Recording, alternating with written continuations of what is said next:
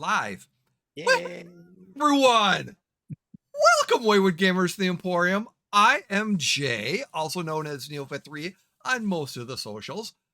Welcome if you are joining us live or on the VODs, because we will be posting this later and we'll be on. And thank you so much to this special event or special session of our 4-year anniversary of Legends of the Natural Ones / Saltmarsh Legends. We started 4 years ago. We have 5 seasons in 4 years. So we decided that since we started this in freaking 2020, November, first week of November in 2021, we want to do an anniversary special. So we got as many guest players as we could to get together. Some are coming some more are coming a little bit later. And we're just going to sit and chat and talk about experiences they had, the joys, the fuck you Jays, the, just everything about the 4 years of campaign and the 5 years that we've been, or 5 seasons that we've been playing this wonderful game with all these wonderful and talented people. But let's go around, introduce yourself for those that might be joining us new. Who did you play, or who are you playing? And then who are you? We're going to start. Yes, Jim, you're up in the top corner. So we're going to start with you. We're going to go clockwise. So go for it. So I'm Jim, Hawkmere1 on most socials, or Hawkmere. And I'm one of the original cast members, one of the 3 original cast members, with the 2 wonderful people who are directly below me. And I play Glastoc Steelcloak, a dwarven sorcerer. Warrior when it first introduced, because we were kind of in that wonderful backstory aspect. Yep. He was feigning that he was a fighter, and it turned out he was a caster. So yep. All good. Thank you so much. Jeff, welcome. Who are you playing? It's not clockwise, but sure, I'll go next. Hi, I'm Jeff, and I'm playing the pedantic Aviro Starborn by pointing out all of I need to look that up. That's a new word for me. That's an SAT word. It's exactly what I just did. And I play, he's our high elf wizard, / know-it-all / he started off as coward, but he's still a coward, but he's getting better. He's getting better. True, very true. Well, he might be physically the oldest, but he is probably maturity wise the youngest. Yes, him's above us. He's just a baby. Perfect. I'm Carrie. I am playing Brynn on this, and I am like Jim said, one of the original 3.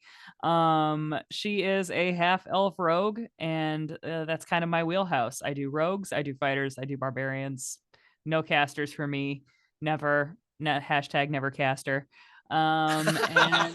Yeah, here we are, and it's been a wild ride. It's been super fun, and Brynn has gone through some changes since we have started, and it's been great.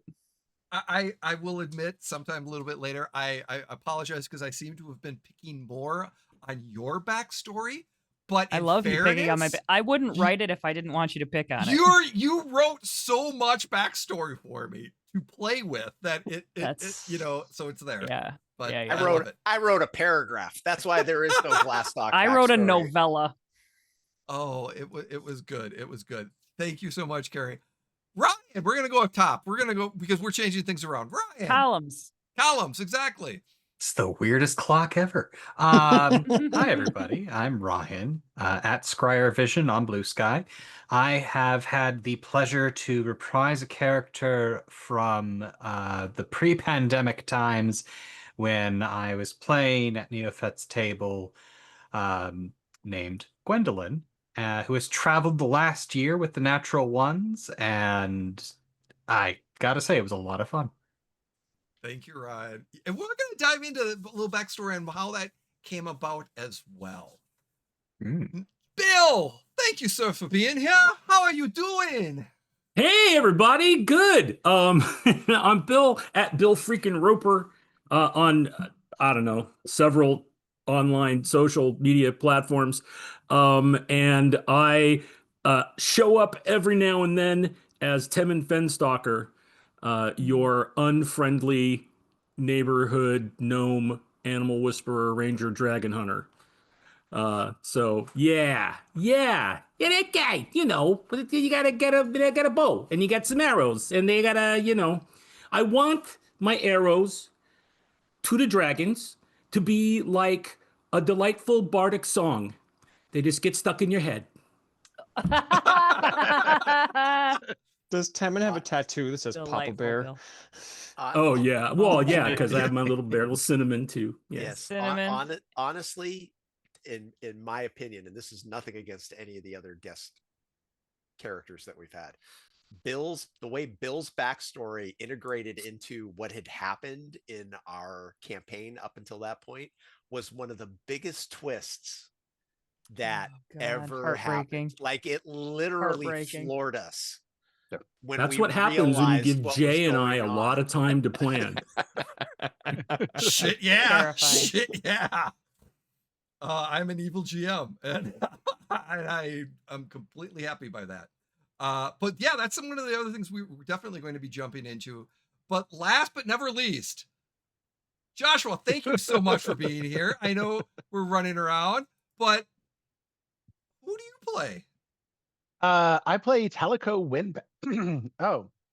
Play a guy who can't talk, apparently.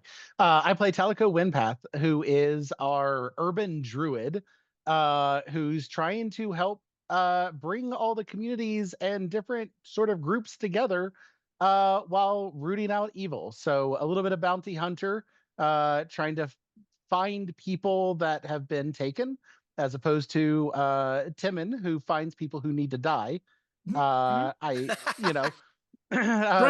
Dragons almost exclusively. Temmin finds them to kill them. Teleco finds them to rescue them. Yes. Have that yin yang, dynamic. Yeah, exactly. So yeah, playing the elven druid who loves to shapeshift, but also trying to bring communities together. So that is Teleco. Yes, very, very wonderful Teleco. Unfortunately, Teleco's partner in crime in the game, RoboGoblin, was unable to make it today. But that dynamic duo was some of the best just together. I mean, bringing in two characters at once was uniquely special, I have to say. It was a blast. Like the definitely playing off of Robo, and then the time that we've gotten to play with Timon as well. Like the bouncing around that gets to happen is absolutely fantastic. I've said it off air, so this will make it like official. I think Teleco, as currently designed and played, would be far more boring without Robo, without Timon. Although I think there's some play there with Aviro and the pedanticness of things. But Talico is definitely meant to be around people. Definitely. I wanted to circle back with Bill's comment and just everyone's comment. When I think of the story as a lot, there's arcs in the story of the full campaign, and then there's individual stories throughout the different things. And to give you a little backstory too, we started off in D&D 5e, and we were using D&D Beyond, where we were specifically focused in Saltmarsh and some other stuff during that time. We did decide 2-3 years in to change to Pathfinder. So now we are, and that whole story arc changed a lot. So we had to redo characters. We had to come up with a new storyline that would for this, and that's where Ryan's character Gwen kind of comes in, because it was from an old campaign that stopped several years, like 3 years ahead of before that. And it was a story set in Sandpoint, set in Galarian, set in my version of Saltmarsh, because I love Saltmarsh so much. It was so I ran in the 80s when they first came out. I absolutely love Saltmarsh, and I purposely put Saltmarsh or a version of Saltmarsh in everything. Hashtag Schmaltmarsh. And but we had to change to Schmaltmarsh for the Galarian campaign. So, I readjusted maps and everything else. So that people realize how far we had gotten, because I just looked on D&D Beyond. Our characters were level 5 when we switched. What are we now? 12? We just hit 11. 11. Yeah. So that's, I mean, it's literally half of the campaign we was in one system, and we switched, and we've it's been such a joy. But when I looked at guest players, specifically for the guest players to come in, like Ryan, because with the story was coming, like I'm like, this would be perfect for Gwen to come in, because it's right up that alley. Get her into the story. But then when I was looking at Bill and Joshua and Averill and Robo, I was looking at like, talking to the players, the guest players were so generous to play, hey, I have an idea. Would you like a familiar that's a bear? And because there's a bear that got eaten by Rocky, and it would be perfect to have this conflict come up. And Bill went, hell yes.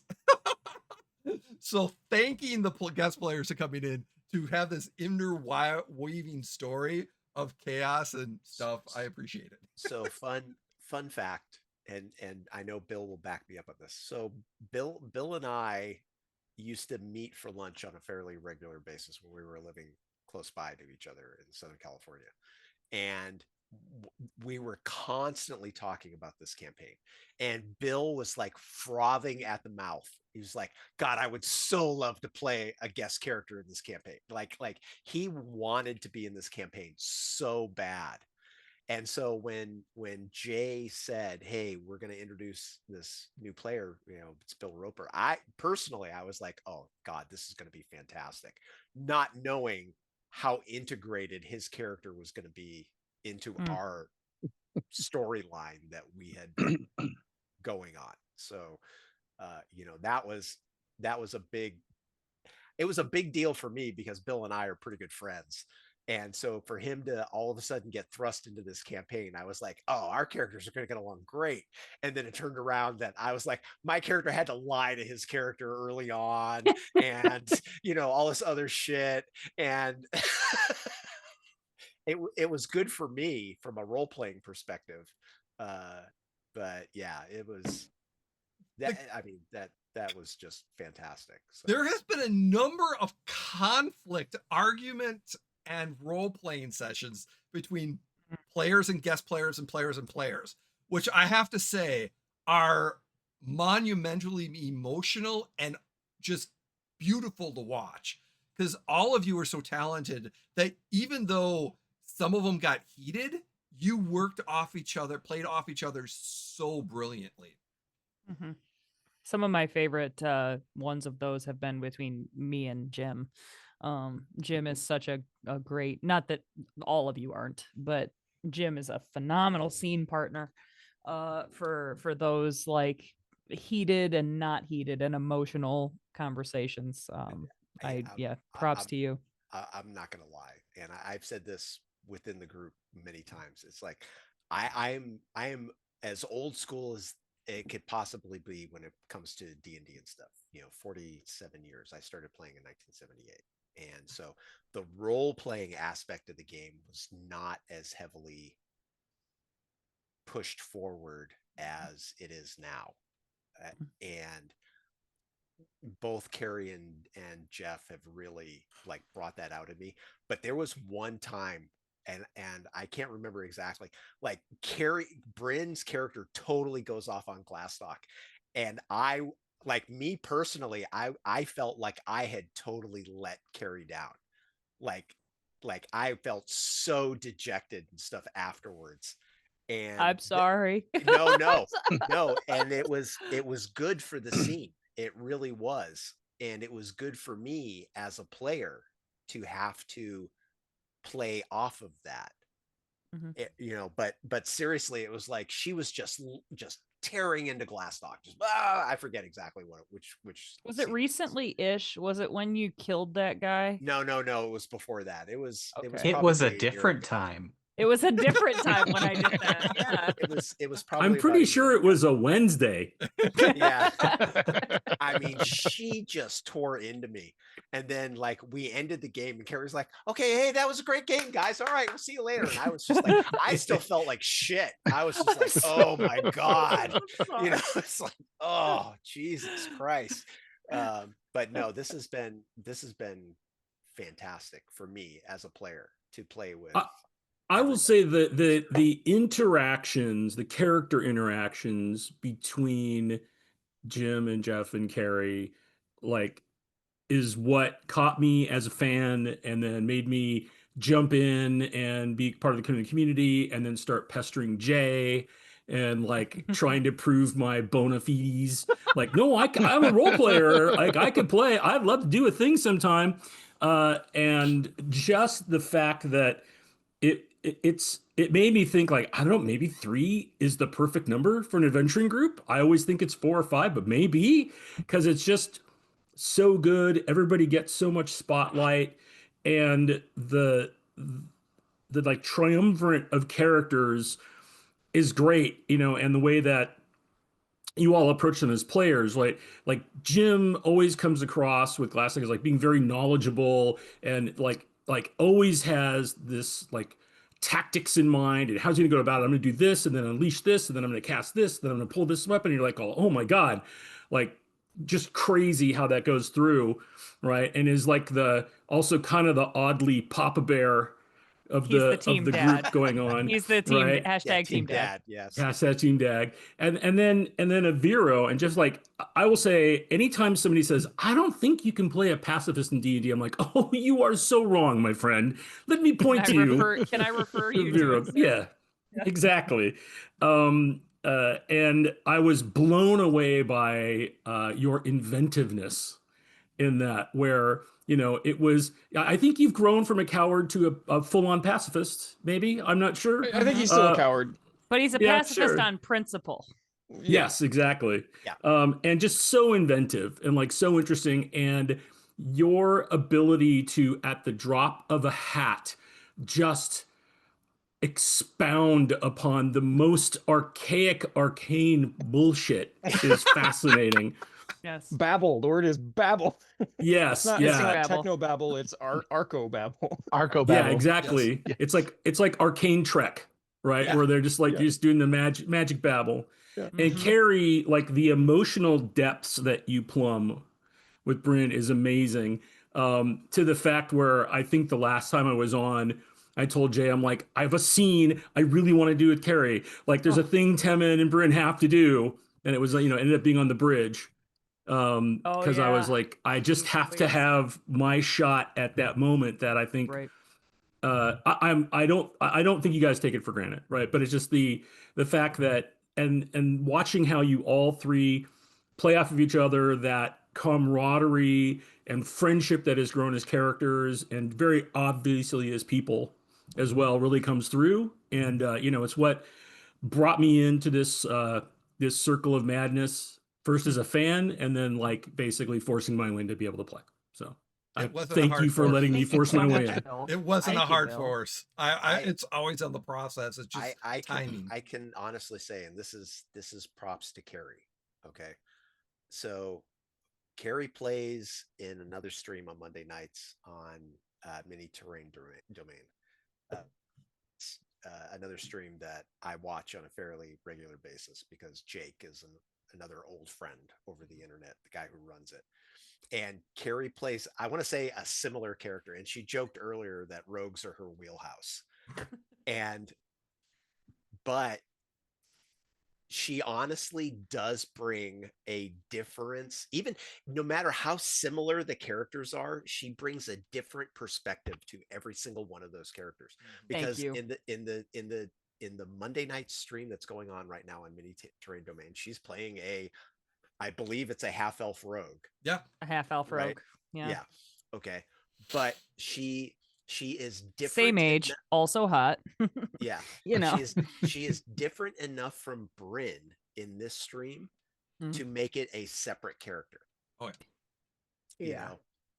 And I remember when that character on the other stream was kind of being it was, so I was like bumping her, like thinking about it in my head. I told Jim, I said, yeah, I'm gonna be a half elf rogue again. And I said, she's different. And Jim was giving me a little bit of a hard time. And I said, I don't think she's as good a person as Brynn. And Jim says, a worse person than Brynn.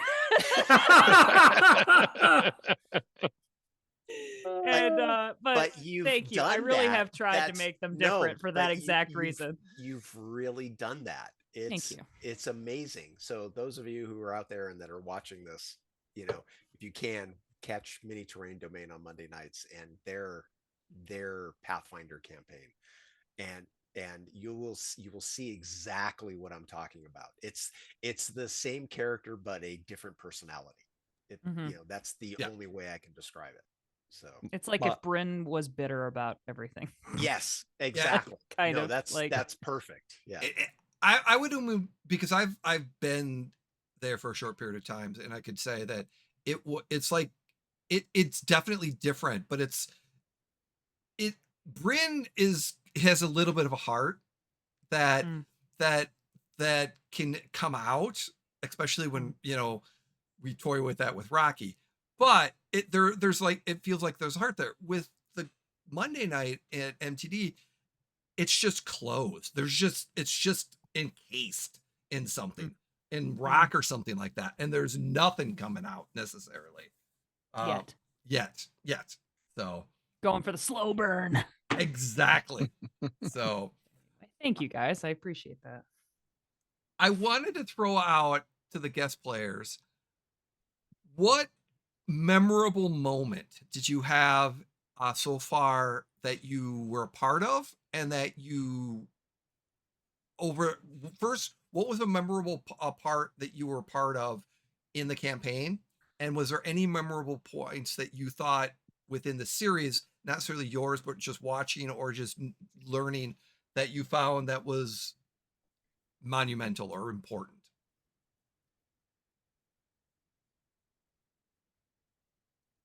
I'll start. Says you dead air. Everybody hates dead air. Yeah, dead air. Yeah. So there we go. Can't stand it. Me. Dead air. I'm the same way. Talk. Bro. I'm the same way. So I love about Bill. From a playing standpoint, I am gonna say, and it was with all of the natural ones, right? The originals, was being able to do the reveal, right? And like slowly putting the information out, doing it, knowing, like, and while I'm doing it, trying to split my attention between being Temin and then trying to watch all of your faces to see who got it first. Oh, Who was God. like, oh, damn. Oh, noes. Was I should try very to find that delightful. clip. So great. That was Post it. so I, good, Bill. I I remember will that. say I have a little history with Jay in doing this because when the first time I played Star Wars, Edge of the Empire, Jay was like, so I've got a character that I've been playing as the DM, and I was wondering, and he's a protocol droid, but he's an Empire protocol droid, but he's been turned, and I'm like, oh, that sounds great. And then Jay's like, I but here's know the big this. secret, and you can decide maybe he isn't. Maybe he's actually a sleeper. Maybe he's an agent. And I'm like, great. That sounds super fun. So I'm a horrible enabler for GM storylines, being a forever GM.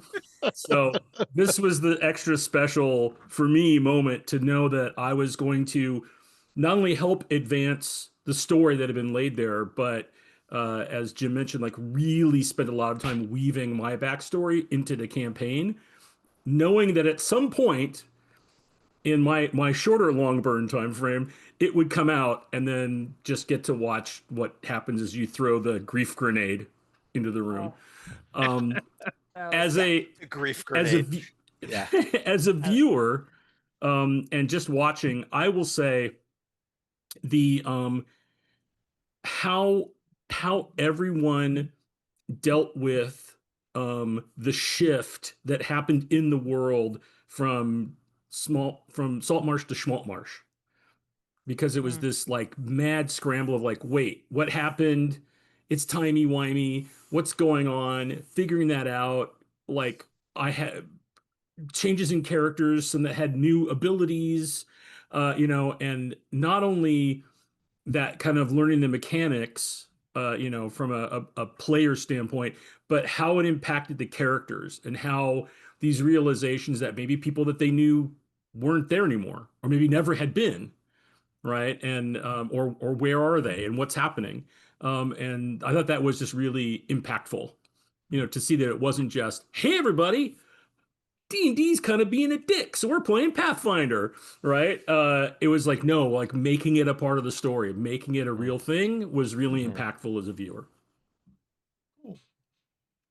And as a player, like having a reason for it, not just a well, because absolutely made it feel more real, and therefore you could actually find something to play out of the situation. Mm-hmm.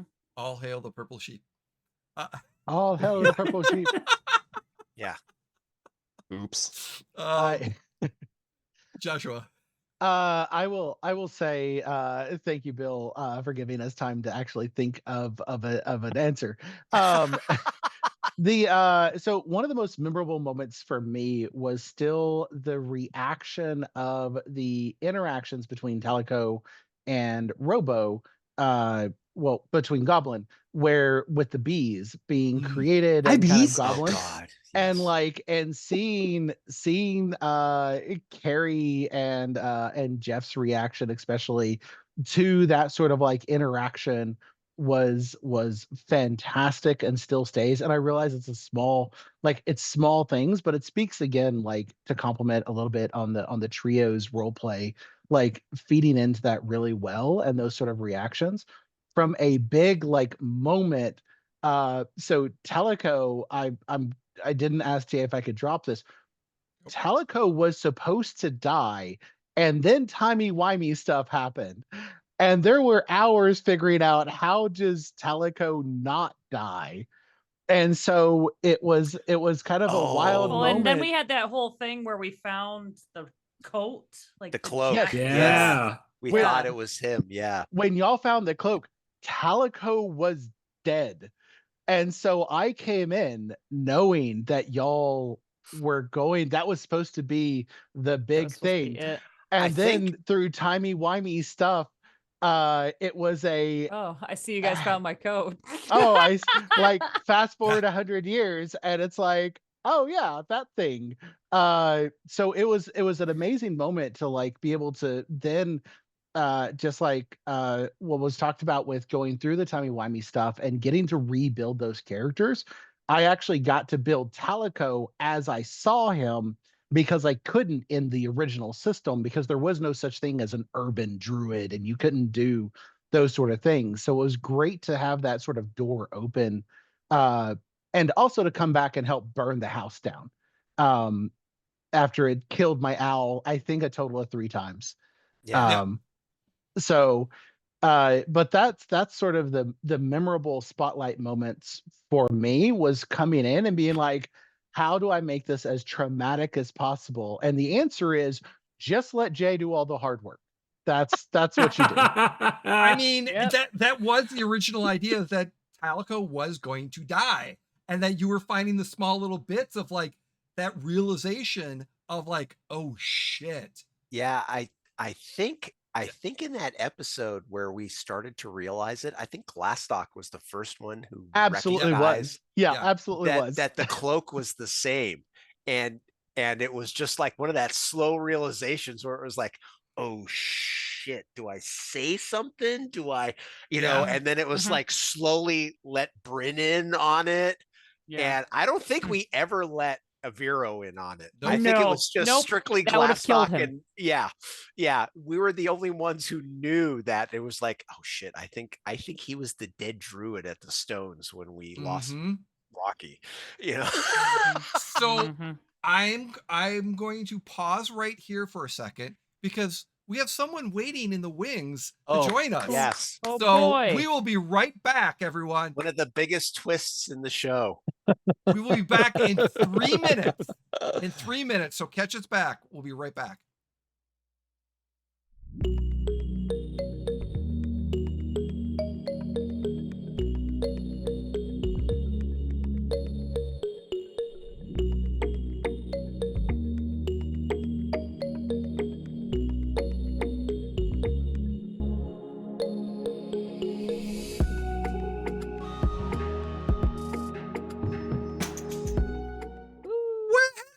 Everyone, welcome back. Oh, it's like the Brady Bunch. We Jay are is Brady- Alice. We are Yay. we are Brady bunching it. Brady Bunch. I This will am bring- Jan. Hey, I'm Greg. Let's see. Wait, I'm I'm a on the boy parent. side. I'm Peter. Oh, Avril and I are the Brady's with our I kids. know, right? Good Lord, We're looking good. that's right. We Wait, look I great for the I Brady's. think I'm the Hey. oldest. I think I'm the oldest. I think I should be switched with Bill. So You know, No, this is where the original, when I had 9 players, 8, 9 players when we did this, I'm reusing the overlay on that. So and actually, I want to make a point of that. So I want to say hats off to Jay because he actually could handle when there was 8 players in Yeah. different time zones. That really is something. Everything from the East Coast to the West Coast. So, we had 3-hour time differences and stuff, and Jay managed to handle it quite well. So let's, Running Yeah. DMing a game and Amazing. engineering. yeah. Scheduling is the So- BBG. scheduling much. is the bane of it. But once everyone comes together, It it's helps, just a it matter helps, of it helps the fact that Bill and I were both on the West Coast and we were both, retired and not working. So, so- no, you were retired. I just was unemployed. Yeah, okay. Well, So, I was trying to be nice. So. who remembers? Well, we're welcoming Aviro to the. Hi. Yay. Thank you. I don't know So what's going on, so we've I'm been just gonna just hear and talking. experience it all with y'all. we have just been Tell us about who you chatting. played, April. Yeah, who did you play? Wait, what? What character did you play? And then we're gonna have a follow-up question after that. So introduce All right. yourself and your character to everyone that's watching. Yeah, hey all, I'm April. I play Pepper Apple Blossom, fairy cleric here. Super fun, very much delves into scents and creates scents and perfumes and colognes. Very uplifting, loving that life. All about the vibes. All about the vibes. I don't know, she's kind of like, she's going through a lot right now, like PTSD, trauma. There's a lot there. So we'll see how that all goes.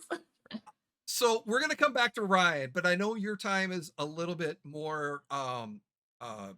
Awful. Well, that too. So the one question we've been asking our guests to come up is, what memorable moment in the series that for you as a player had and your character had, and then in general, there's something that was unique in all of the campaign that you saw that you found that was memorable. So the first question is for your character. What memorable scene or memorable thing for you as a player and your character in the game?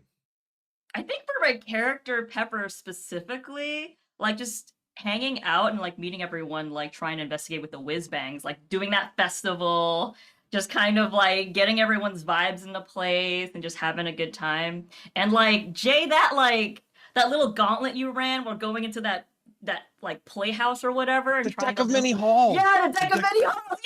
Oh my Yeah, god. that was so freaking fun. It was just like mini game after mini game. We were like tearing through that thing. Like, I don't know what's going on with this crew, but we fucking killed it. We did. Oh, We crushed apologies that on my was good. language. Oh, Uh, we're No, it's adults okay. here. It's Oh, okay, fucking good. fine. We're allowed one Cool. fuck. Oh, well, that's two. No, Fuck, Jim. Oh wait, Oh, that's shit, that's it? three. Oh, we've It's upgraded concept to our. person. At least more. This is our night. This is an our night. Come on, let them There fly. we go. No There we nudity, go. no nudity, but our night. Yep. Sorry, Gonna Bill. have to pay for Sorry, that, Bill. Yeah. but as a player, was there anything that just jumped out that Oh you were man. like, this is Yeah. this is just Well, kiss. we were just plotting for a while, Jay, about like the whole like, oh, what do we do? Pepper gets like kidnapped, and I was like, wait, Dark Pepper. doppelganger. Like, what if we like put a nega, like Shadow, whatever Pepper that we kind of landed? It was like ×6 alternate names, but like, Yes. I think that one was really fun because it took a while, and we're talking about it back and forth for a while, and we're just sending each other notes, and it was just kind of just fun in general, just to interact with you in that capacity, like you being awesome and giving me ability to have my own freedom and play with it, and just kind of bouncing each other off and collaborating together on what this trial kind of looks like, and kind of pushing on how I want the y'all to feel based off of what's going on. But in addition, it's kind of like how Pepper will evolve from it. So it's not just like a one-dimensional character. It's more of like, oh damn, like there's different levels now, like what we want to evoke. So working with Jay on that was really cool. And Jay, thank you for being open for hearing all of the madness and like throwing spaghetti at the wall. So that was really awesome. So just a point on that. Aviro and I are actually, what she's talking about is a current collab. Yes. We are currently working on something for wait. Q1 future. Yeah, you mixed. So that's something else. But that's something else. But we collabed on Doppel Pepper. Yes, that was really took cool. which a long time because of timing and trying to figure out and just basically working together. And that's what I love about collaborating with all of you, is being able to throw things and let you create, because I know all of you are just great creators.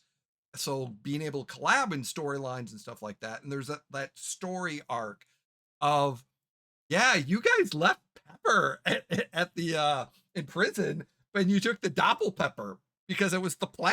Oh, and we didn't know, and that's what hurts the most. Yeah, that's. And I will say this: there were 3 actual options for Doppels. I went to all the guest players and asked, would they like to be a doppelganger for that arc? One said no. One said, actually, I think Bill said no. Oh, okay.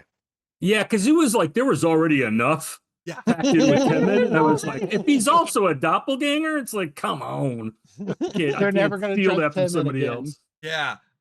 And then Talico was an option, and it was one of those, Joshua had to think hard about it. And then, but basically it was like, no, because you had that spell, and I used that spell against you of that location and at that enemy, or that hit point damage spell. Yeah, the health ability, like to be able to track everybody. Yeah. So for those of you who don't know what Jay is talking about, all of the characters became linked.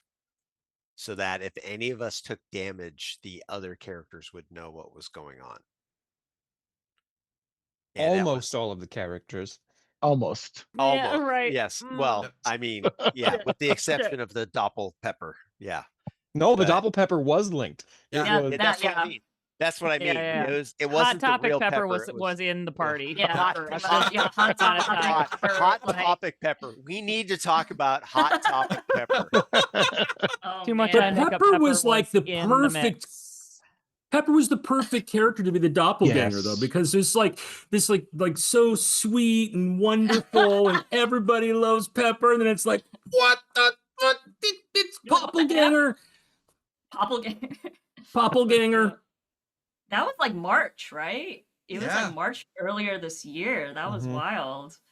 Yeah, but it took a year of planning with Averill to finally figure out when that story arc was going to happen. Because like I said, the way I look at it is getting guest players to come and play, bring a character in, and they have their short little arc. But then Unless you're Ryan. but then I want to get you back in. That's a fair point, Jeff. But I want to get you back in recurring and stuff like that. It just so happens that the arc for Ryan, which we're going to move to in a moment, was longer because of how Gwen was pivotal to the original story arc of the Shards. Brings us to Ryan. Ryan, a moment. Hi. What was a moment that you and your character found? And Ryan's been very quiet. and then how bringing back that story arc and revigorizing that story arc, how was that for you? Well, I mean, I'll answer the second part first. Getting to come back and play this character again. My first character that I made for any role-playing game, despite having run games for about a decade and a half up to that point, it was the first time I actually got to play one. So this is it was a real treat to get back and kind of continue that story that I really, really enjoyed. As far as my favorite moment goes, there's two of them, and it's the same moment, and that is Aviro's 100th birthday and Ren's funeral. Oh, right. That Which was the session- same day, It, right? it was Yeah, the that was- same event. We just Yeah. we Oh, went from the bar God. to the pier and then back to the bar. Back to the bar. That was fun. It was great. Oh, And Yeah, and- because that was part of the storyline, is that one of the other characters that a friend of ours, Shell and Andrew, created that were part of the Whiz Bangs, when we played this campaign earlier and kind of set the groundwork for it. That Can Yes. I ask a stupid question? oh no, Because ask. we've never asked, or it's never come up. Where did the name Whiz Bangs come from? Oh, Ryan. Oh, so funny you should ask. yeah, well, it's not that Funny interesting of a story, story. that. So when we started, I think we were on like our second or third session, and we needed to have a party name to register with the Pathfinder Society, and we had just gone to the fireworks store. So we bought some whiz bangs, and we just like, oh, let's be the whiz bangs, and that was it. Like seriously, huge DM chip, huge DM tip cheat. Like to me, the funnest thing you do is at some point have your players have to come up with a name for their party for some in-game reason. Because once they like brand themselves, it changes a lot in the way they think about what they're doing and how they're doing it and why they're doing it, and gives them this like group identity. Yeah, I love that. And I love where it came from. That's awesome. Because y'all are firecrackers. So it makes sense. Wasn't there the explosion at the house? That was after. Oh, that was after. Oh, Okay. that But was yes, there was, in fact, a major explosion when we got our mansion, as you Yeah, do. you know. We remodeled, And then we had a giant housewarming party for all the adventurers in town. And there was a group of adventurers we didn't get on with, but they agreed to help us with the event. And they may have contributed to blowing up all the fireworks we bought on the balcony and destroying part of the third floor. Like you do. Like you do. It As you do. happens, you know? It happens. Okay, so wait, All Ryan, was right. that part of the other campaign? Yes. Because that's sick. Because that's how we found the mansion. Yes. When we found We it, Same was mansion. never it's fixed the same it. mansion. And by the way, stop growing those fucking plants up in the attic. That is not Yeah, okay. we need There- Oh, there not there all right. are no more plants in take that a- attic. Mm. There You is know. no more attic. Another great introduction of a character. We found Timon upside down, captured by a tree or bush or whatever. I'm like, stuff oh that. hey, I'm Timon. Hey, Maybe by you the could way, help me get out of here. That'd be Yeah, great. yeah, that'd be great. Oh my god. The rooftop garden / atrium / Gwen's bedroom. Right, Yes. right. Yeah, it's all It- the things. There are some. It's There a were some. multifunctional space. There were some. Okay, nasty wait. magic. I'm sorry, Jay. Wait, so that was Gwen's. Timon better never know that was Gwen's space when he's around Gwen, because that's going to be a For conversation. levity, it wasn't as Yeah. overgrown. Something happened in the year that they left, that some magic or some other stuff happened, and that's how it got overgrown. So it wasn't as bad when Timon went there. It was actually very light. I want to pause right there to point out there are like 500 different seeds that Jay has planted that have not come to fruition. Yep. Why doesn't Stuff that like surprise that. me? Where it's like, Much like that fucking atrium, because here's the deal. When the seeds are planted, then they get bigger and nastier and meaner until you find them and clip them in the bud. That's what I'm saying. It's a problem. I love it. like Easter eggs. I like to throw and see what happened. That's Which wonderful. brings up a reveal and a confession. And I think I've mentioned this before too. There are two moments in this campaign that to me are like top tier. Like as a GM, you have peaked I love of being able to do this, creating stories and it hitting and just watching your faces. The reveal that Rocky's human form and not the alchemist on the bridge was one of those scenes that absolutely was like, fuck you, Jay. Those fuck you, Jay moments. And Jeff just going, or excuse me, Jim was like, we thought it was the alchemist. Originally, in the original story, it was the alchemist that I was using. But as Rocky's story was evolving, I realized that how was Rocky captured?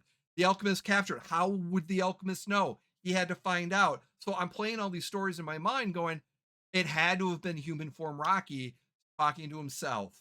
And that reveal to be able to share with the story that with the players as well with the audience was probably one of the best moments for me as a GM of like, fuck you, Jay. So a little confession. It was originally supposed to be the alchemist, but as the storyline of Rocky started developing, it was like, no, this has to be Rocky. So cool. Speaking of which, what are some of your best fuck you, Jay moments? I am an evil I GM. think where it's when where to I think begin? it's when Tib showed up with and was all evil and showed up with that other girl. The other That's adventurer? a minor fuck you to me. Yeah, when word got back to Brynn that he's probably fucking around and out doing his own thing and evil now. So you know, like you do. If I had a nickel, am I right? Oh, I mean, the cops are outside. honestly, two I that thought it was a Halloween ghost that was left over. Nope. the two that stand out the most to me was one, and we've touched on both of them already a little bit, was the whole realization that Bill's character Timon, his bear, his original bear, was eaten by Rocky, and as all of our characters realized that happened, like that was one. And the second one was the realization that we had brought back the wrong pepper. I mean, honestly, to me, those are the two, worst case scenarios, you know. And in both cases, my hats. I mean, like, first off to Bill for selling the whole, because when he was telling us, oh, I had this other bear and she got eaten one night, and it's like all I had left was her little cub. And like when Bill's character Timon is telling the story to our three original characters, like you could see, especially with Carrie and I, Jeff was a little more stone faced about it, but like even both Carrie and I were like, oh shit, that's the bear that got eaten by Rocky that one night, because all three of us, after that realization set in, and I looked for the clip, I couldn't find the clip, but like all three of us, like one right after another, said, fuck you, Jay. And then when we finally realized that, and this is again, hats off to our guest player Avril for selling the doppelganger. When we realized what was going on, and her emotional, like afterwards, her emotional plea to Aviro that you didn't realize that wasn't me. I was going, oh man, I felt bad. Yeah. You didn't even know it wasn't me. I was like, didn't even know it wasn't me. It was like a punch in the stomach. Yeah, it was like, oh my God. I was like, bro, been there. I get it, man. I feel you. Like, Pour one it's out. tough sometimes. Yeah. It do be like that sometimes. Yeah, I think too, I was like asking Jay, I was just like, hey, how many weeks was I in captivity? How many days? Like, how far was I? Like, I want to like really, really hammer it home. He's like, I was like, cool, I'm just gonna make up these numbers. What do you think? He's like, yeah, great. And I was like, okay, I'm gonna really hammer home like 3 weeks, 3 days, like 24 hours, like really, yeah. like the really counting So good. down. Yeah. Like I remember, like 3 weeks, 2 days, 16 hours, and 17 something minutes, or whatever. It was. I was like, let's really hammer it home. That is But also, brutal. I think what was Brutal. hard is like, how do I play these two at the same time, at that moment, in the same instance, but conveying different emotions at the same time, conveying like different like needs? Because like Doppelpepper's like, no.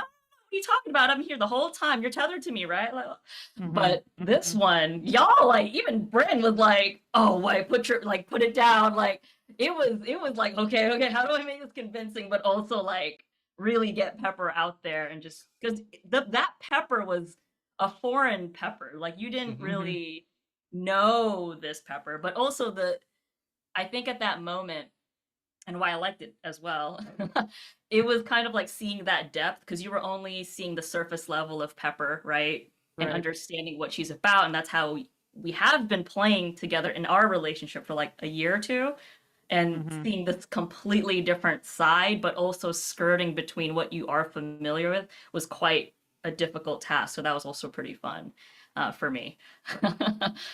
Big time. That's cool.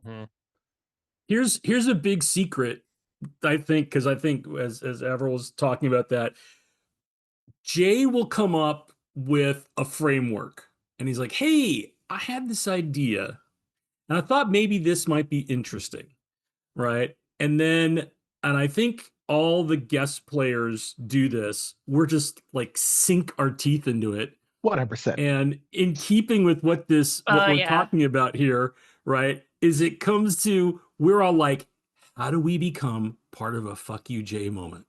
in a really meaningful way, right? In a meaningful way. I didn't think we were none of going to us- reveal that. None of us are like going like, "Oh, fuck you, Jay," because we're getting to guest in, right? We're Right. supporting the story Yeah, of the you don't have a natural reason to ones. say "fuck you, Jay." No. No, I mean, other than like You obvious, are obvious an reasons, element right? of the Yeah. fuck you, Jay. Sure. Yeah. Tim and Iraqi, there Yeah. was one. There was one moment with Tim and Iraqi. There was. You managed to turn it on me, which I appreciate.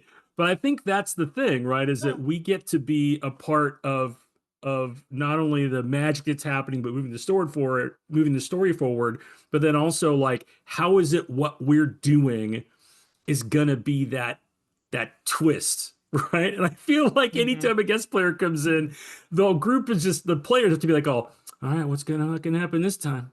There's gonna be something going on. Yeah, something's gonna be afoot. Something's up. Which you would It's only think, 2 out of 5 so far. yeah. I mean, you would think That the you know three of of. us would realize. Good shots. Ooh. You would think that the three of us would realize by now that every time Jay introduces a new character, that there would be a "fuck you" moment. But no, we haven't. So We're just so trusting. Gwen is pure. which There's- I have Gwen to. is pure. Gwen is just out for blood. I love And Gwen. what could be more Gwen's simple and great. straightforward than that? I have to, and I know everybody here will agree to this. I have to commend Jay, and we've all said it privately within our Discord. Jay's ability to pick players to fit specific roles within the campaign has been impeccable. That. It's Top notch. Yeah. it's Yeah, really big time. it's and I don't know if it's a matter of, hey, I want this player, and then it evolves, or it's like, I have this idea. Oh, I'm gonna go get this person to fill the idea. I think it's a combination of both. And so it's really worked out because he's managed to balance and Bill touched on it earlier. It's like maybe 3 players is the perfect group because it gives each player a chance to shine. But because then when you introduce a guest player as the 4th player, or in the case of Talico and Goblin, when they both got introduced at the same time, a 4th and 5th player, it doesn't change the dynamic adversely. And that takes some intentional curation. And Yes, Jay is clearly good at that. It truly does. So, it's like, this is my way of saying, hey, Jay, I mean, you and I are friends, but thank you for putting this amazing game together. Thank you. I think it's a combination of both. Which is you may have a hard time believing this, but there are times when it is really hard to find players. Not necessarily for a lot of it is for scheduling, but finding the right player that can come in with the group that's in and being able to contribute. And one of the things that I'm a firm believer in is collaboration. I want to collab with people. I want people to bring their ideas to advance the story. I can't tell the story alone. And I will say this to the day I die. I'm only as good as my players. I am only as good of a GM as my players are. But I can give you stuff in a story arc, but you give so much back to me that I can play with. And that improv versus plan versus just different things, but finding someone that can bring a character or like I said, may have an idea or develop an idea, backstory and stuff like that, and then have that collab and then just finding the right players to do it. And once I find the right players, I don't want them to be a one and done deal. This is a long arc where I want them to come back because as friends, as characters, you see each other. It might be 6 years down the line, but you see people again. You're friends. If you can't see friends every week, every month, every year, you see them at conventions but you see them eventually. And that's when I want the guest players to come in and create a character. I just don't want that character to be gone. I want them interwoven into the story along. so I thank everyone for saying yes. And I will say this is that how this started, I was running 2 campaigns. I was running one on MTD, and I was casting for one on MTD and one on my channel. And the one in MTD was going to be 100 years in the past, and the one on our channel was going to be, and it came down to Tuesday and Wednesdays. And I had a large net of players that I was potentially, and I'm saying, who can play on Tuesday nights? Because this is where Jim Carrey and Jeff said they couldn't play in the campaign on Tuesdays. So I was like, screw it. We're going to do, I want them in a game. So I created the Wednesday game specifically to piggyback off of this storyline because I wanted those 3 players together. And look who's still going. I wanted, because I saw something that I think there was there. And after our session 0, that 30-minute RP session I knew we had magic, and I went, we're running. And the other group is no longer with us. And that story They died? They are alive. Oh, okay. some of them are. They just to throw that out there. Everyone's the fine. players are alive. The characters are not as much alive. So some of them are dead, some of them are not in this world. But some of those storylines, there was interwoven and connected.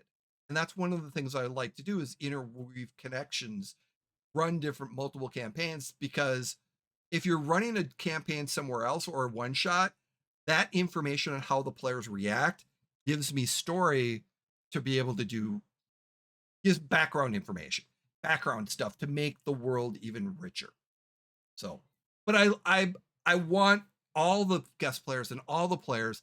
You are so talented, and I envy, because we collab together.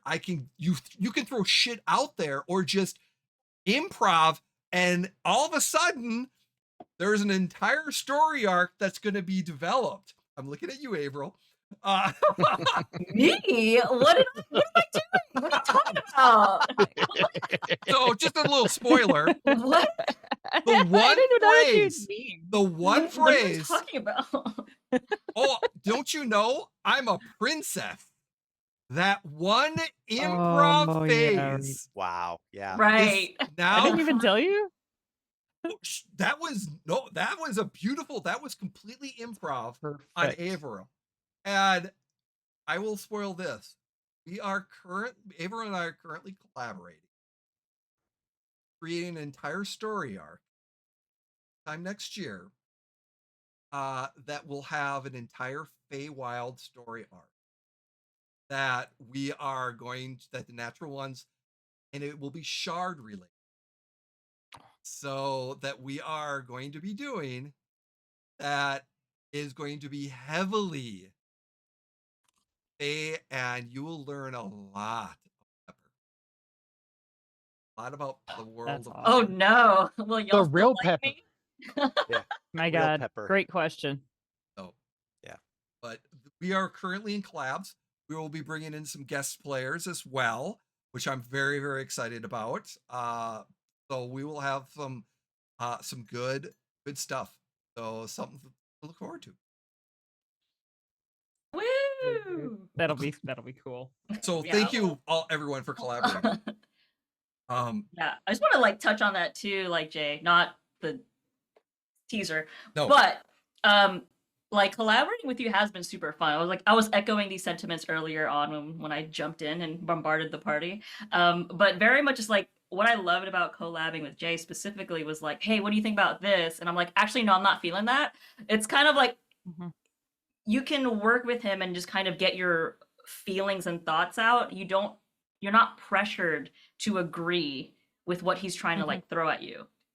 And what's really great about it is he's very receptive to a lot of like feedback and a lot of like and you are too. So it's kind of like great. And then you're kind of like, well, why is X equal X and Y? And he kind of just goes through, well, let's go back into the Pathfinder story. He like really gives you a download of the meaning of context, which helps really get you understanding the story, more of the drive of where we are with the natural ones too. So it also puts you in his seat and his perspective as like the co-captain in working out a story or like an idea together too. Like I remember for like, oh, like this Rocky teaser, like the with the blue M's, and I'm gonna send you a prop, and I was like, what is this? So and at the end of the day, he's like, okay, I'm thinking about this, and I'm like, hey, I like this idea, but I really want to ham up the drama, and I really want like Pepper's wings to droop. I want her body language and the way you explain it to really evoke that sadness and guilt, and I really want your players to feel that. So it was like a little bit of a back and forth, which I absolutely love. So Jay, thank you for being so open and being able to collab. It's been great because not every DM is like that. So I'm going to call that out. There's a lot of other GMs and and DMs I've collaborated with in the past, and some are very tied to their personal belief of what the story should be. But I'm going to echo what Jay has said earlier, which is like, you're not as good as your players, right? Unless you have your players, right? So it's one of those things where it's like having that collaboration, just working together and making your new story that will appease both sides and also ingrain with everybody else has just been a magical experience. So thank you, Jay, in advance again for that. I think one of the things that really strikes me in all this is, and I'm looking at Ryan and Josh, Josh is like almost expressively, is the fact that watching your characters and watching your stories just makes me want the spin-offs. And I think that says a lot about the guest Yes. characters that come in Yeah. and how they They're- interact and how Jay exactly. integrates them. Yes. I'm like, oh my God, when is the Talico Rowboat show? Like, it was like when back when Game of Thrones was reasonable, and I was watching that, and I was like, I could just watch Hound and Arya, and that's it. Like, I just want that show all the time. Yep. Politics, a throne made of swords, blah blah blah. Just give me like big giant Scarface dude and feisty stabby girl, and I'm in. Right? Like, I just wanted that. There is a show in and of itself there.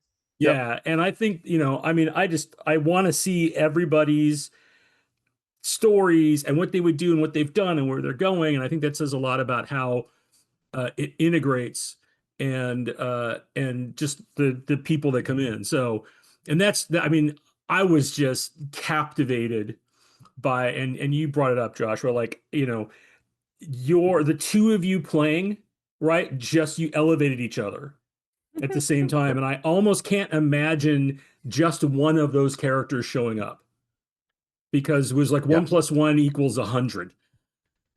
Yeah. I mean, and the characters were built together with Jay, and I'm with you. Like, I want to go back and watch Gwen's original campaign. I want to watch Timmons How to Hunt a Dragon documentary series, right? Yes. Like, these are the things, like, I'm right there with you, Bill. Like, seeing all these, I'm excited to hear about the collab of the Feywild. The all of us being brought together is such an amazing thing. I'm still can't get over the capture, the rescue of Hot Topic Pepper, because I remember like going to great efforts of like, what is the fastest beast and what is this, and how are other Oh my people, God, yes. how do we play off of each other, and like there was these like Yeah. levers, and I'm like, we're gonna go to this effort, and I wasn't there. Sorry, Talico was not there, but Joshua was watching. And you talk about fuck you Jays, and like as a viewer, I've had those moments of this drama, and it's brought about by that sort of like, no, you care about everybody, and they may weave in and out, or the original trio. And there's definitely been times I feel like I have to work this in. There's definitely been times where I've yelled some sort of exclamatory or had an emotional response to something, and my partner has been like, "What's going on?" And referring to Brynn and Glastoc, it's like, "Mom and Dad are fighting again."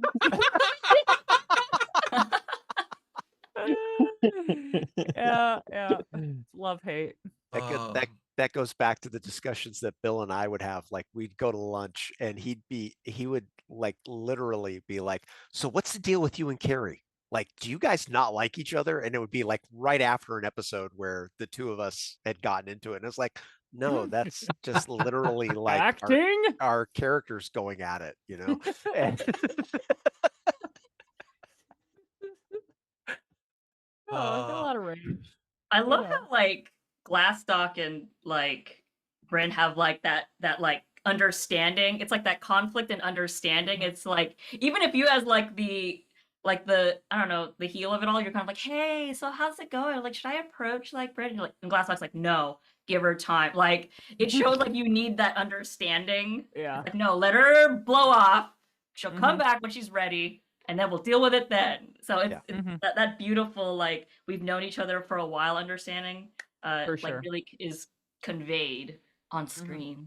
yeah. The flash. Now, Jim, I understand acting, first of all. Okay. So, and Carrie, but I just found it easier to believe that someone would be irritated with you than could be such a good There was, actor. I just there want to was say, actual beef Yeah. No, yeah. behind the no, scenes.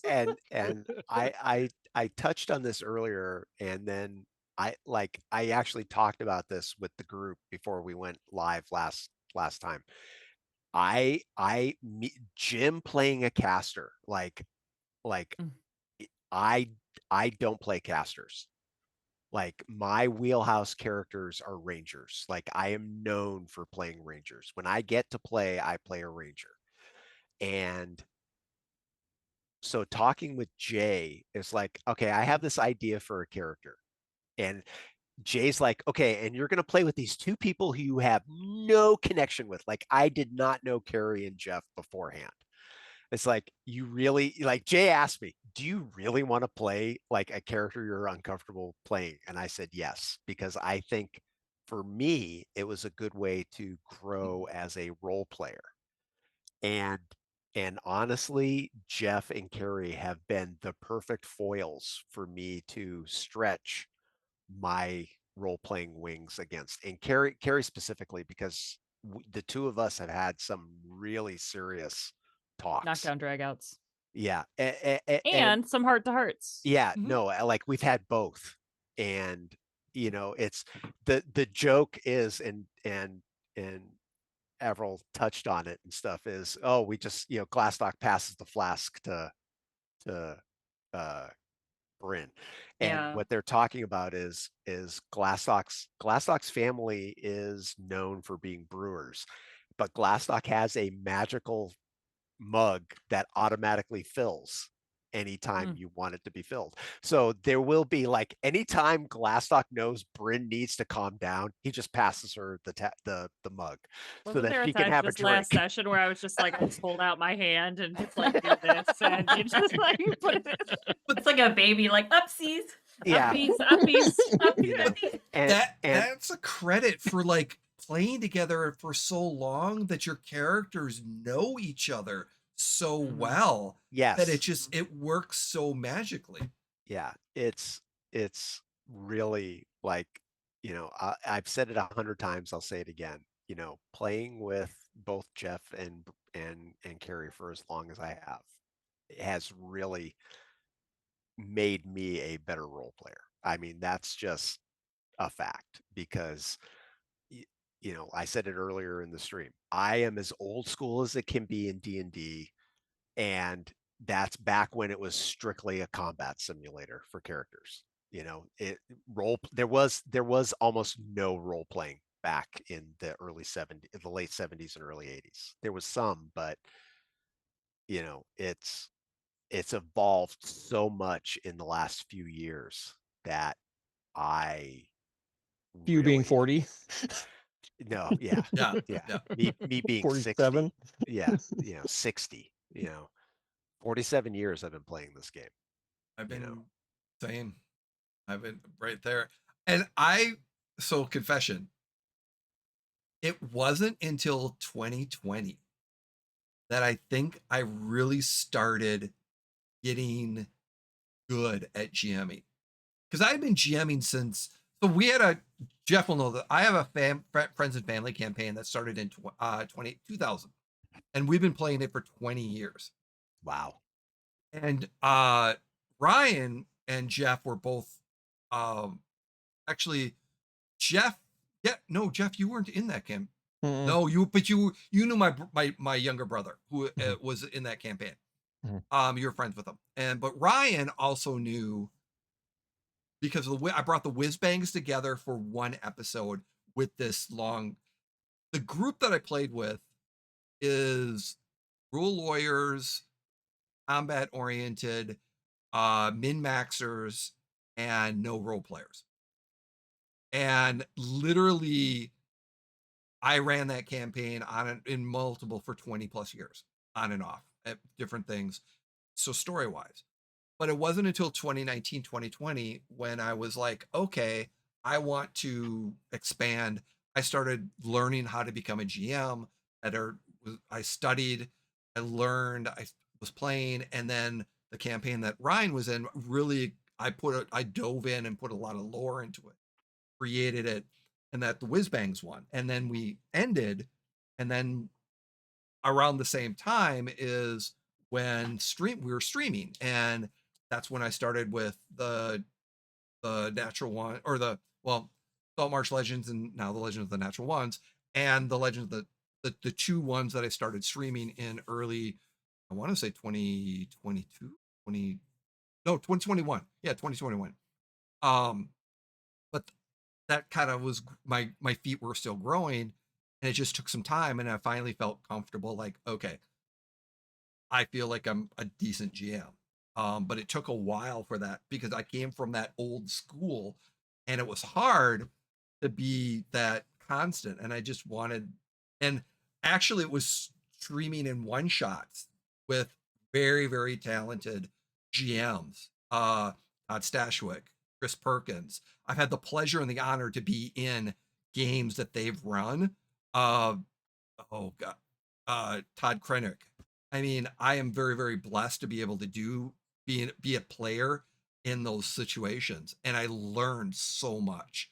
And I really need to give credit to all of them that I learned, and that's what you are getting the experience of. So, thank you.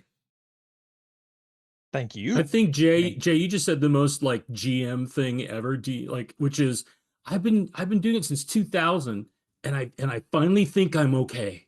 Like that is the most GM thing ever. Joshua, you wanted to say it?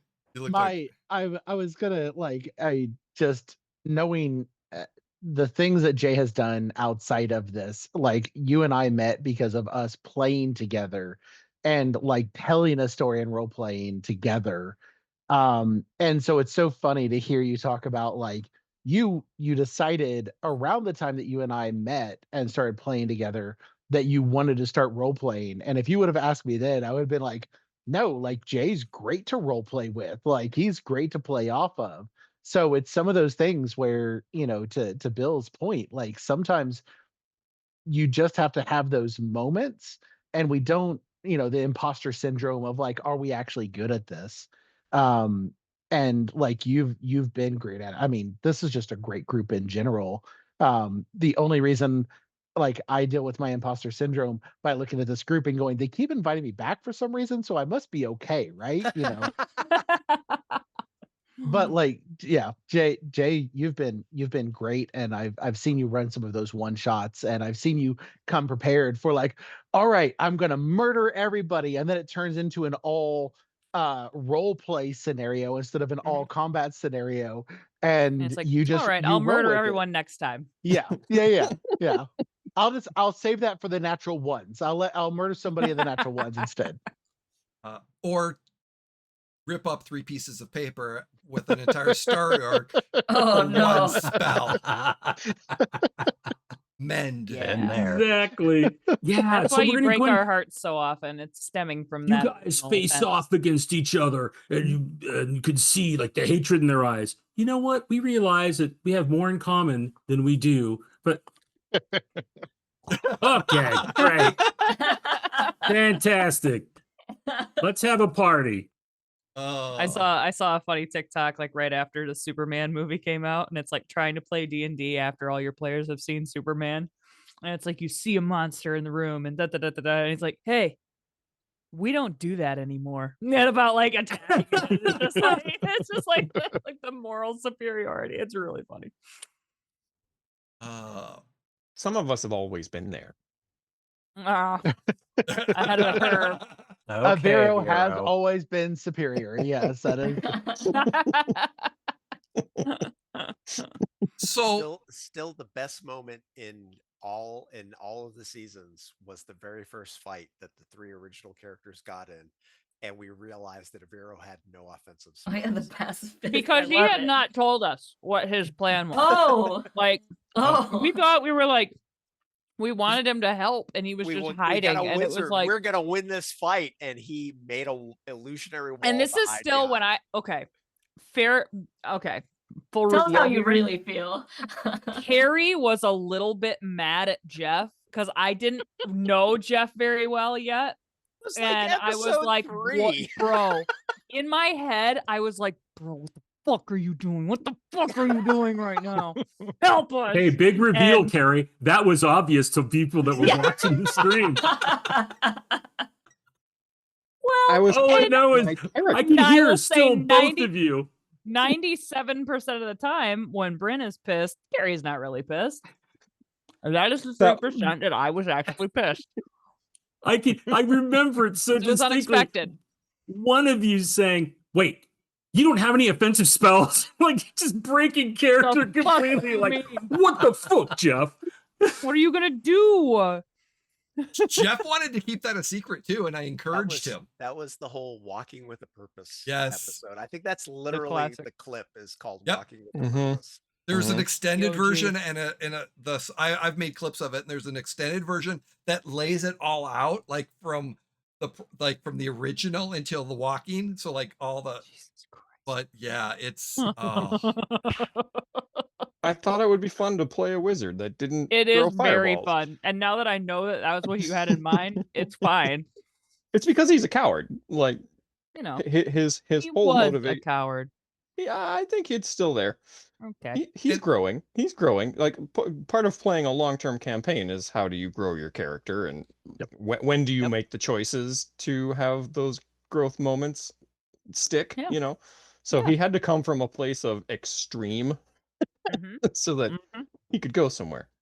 hmm and the extreme, which and Aviro's arc, like I said, coward, extreme, no combat spells, and Jeff, credit to you for again arcane babble, your arcane babble, and just how you and Aviro for Pepper and Aviro to Yeah. Oh, it's connect perfect. Perfect. like immediately. What just the two of you just going, never met before, you guys are going back and forth, and I just sat back and watched and went, holy shit. High What did five, I Aviro. just do? yeah. I was like, I did not expect that. And I was like, wow, that's impressive. Yeah, like the bonding over stationery, and it's like, well, no, that's Yes. the 5,000. Technically, You're it's the That and then was so funny. the realization on like Jim and Carrie's face of like, what is happening Yeah. here? There's two No, of that them? was one of the first like moments Oh that my I knew God. Averill came to fucking play. Like, Yeah. Mhm. not messing around here. No, the first moment where we knew she came to fucking play is where she says, "Okay, so Pepper gets in your face and it's not cute, and she just snorts in your Yeah. inhales." Yeah, she just smells you. Yeah. Smells you. Oh yeah. Yeah. And then Yeah. provides you Not- with perfume. Not Yeah. Yeah, that- not gonna lie. I didn't know how to react when Pepper was doing that with me. Like I honestly like did not know how to react.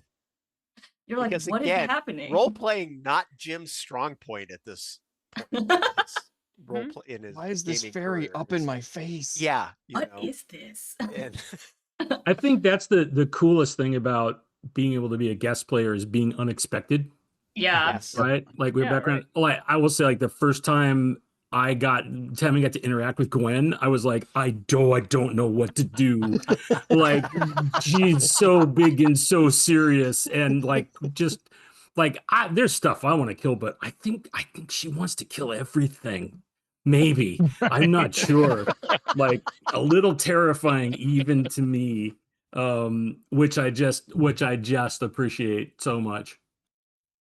Which again points to Jay's strong point in picking Mhm. players Mhm. to interact with the group. You know, Yep. it's it's one thing to just bring in a guest player for a short stint, but the fact that Robo's not here, but all 8 of us were together at one point or another and still kept that dynamic up Yep. is it's not so much a testament to everybody as players, it's a testament to Jay picking all of us as players and knowing that we would be able to pull it off. Mm-hmm. So Mm-hmm. Yeah, and also like returning multiple occasions, because in my brain I was like, oh yeah, I'll just play and then I'll just like bounce Right. out, and then I was like, oh wait, you want me to come back? Okay, cool. Yeah. But like I think that initial like let's jump in and like get to know everyone, it's like okay, you get the character's vibe, but then reoccurring like guest spots, it's kind of like now you kind of get Pepper's vibe or the character's vibe, and basically letting like now you get Pepper. I remember like Pepper going to Glastoc and be like braiding your beard and like just started like like really getting like personal with it, and all of you are like used to it and you're like, oh okay, that's Pepper. like, you yeah, have it's to, like yeah. oh yeah, it's like okay, cool, this is happening, like oh, Well, you're asking me a lot of questions about me. Okay. Yeah, I mean, I had already said Bill and I are friends outside of the stream, but because of the stream, Joshua and I have become friends. Yep. Like when I found out that Joshua was coming back into the stream, I was like, oh fuck yeah, I love playing with Joshua. It's I love it when you guys come back. Like Yeah, that's exactly. always an event, and it's Yeah. like, oh, I wonder what new fresh hell Jay has in mind Exactly. to warrant bringing this person back. Yeah, it's like fun. we It's a know there's delight. something demonic behind this, but Yeah, let's find there's out some later. reason, but also I'm super excited to see them. But also a new agent of chaos gets added to the Exactly. mix No. to play with us. Yeah. And that's like a couple of things really fun off of that is that Jay sees a moment and goes, hey, there. And for me, it was Talico is obsessed with the alchemist, and there's this moment of time at this party where he, as the urban druid, has to be at this party. Hey, Joshua, do you want to bring Talico to a party? And I'm like, hell yeah, I'll go to a party. And it's like, so what do I know? And I Like missed that Joshua's been episode. viewing everything, but what does Talico actually know? And the which brings up a question. Who is your favorite NPC that I have brought to the campaign? What are some of the better? Because with Joshua's comment, Selena was there. There's recurring. Lido. Dragon Daddy is a classic. As Talico, I have to say Selena. Like she is the person that challenges Talico's like, if we're all intelligent creatures, we should be able to get along. Except for that bitch. She should die. Like, Not you. not you. Is she the one that's friends with Gwyn? Yeah. That's okay. The vampire. Yeah. The vampire. Yeah. Vampire, yeah. Who Gwyn now owes, I think, 2 favors to.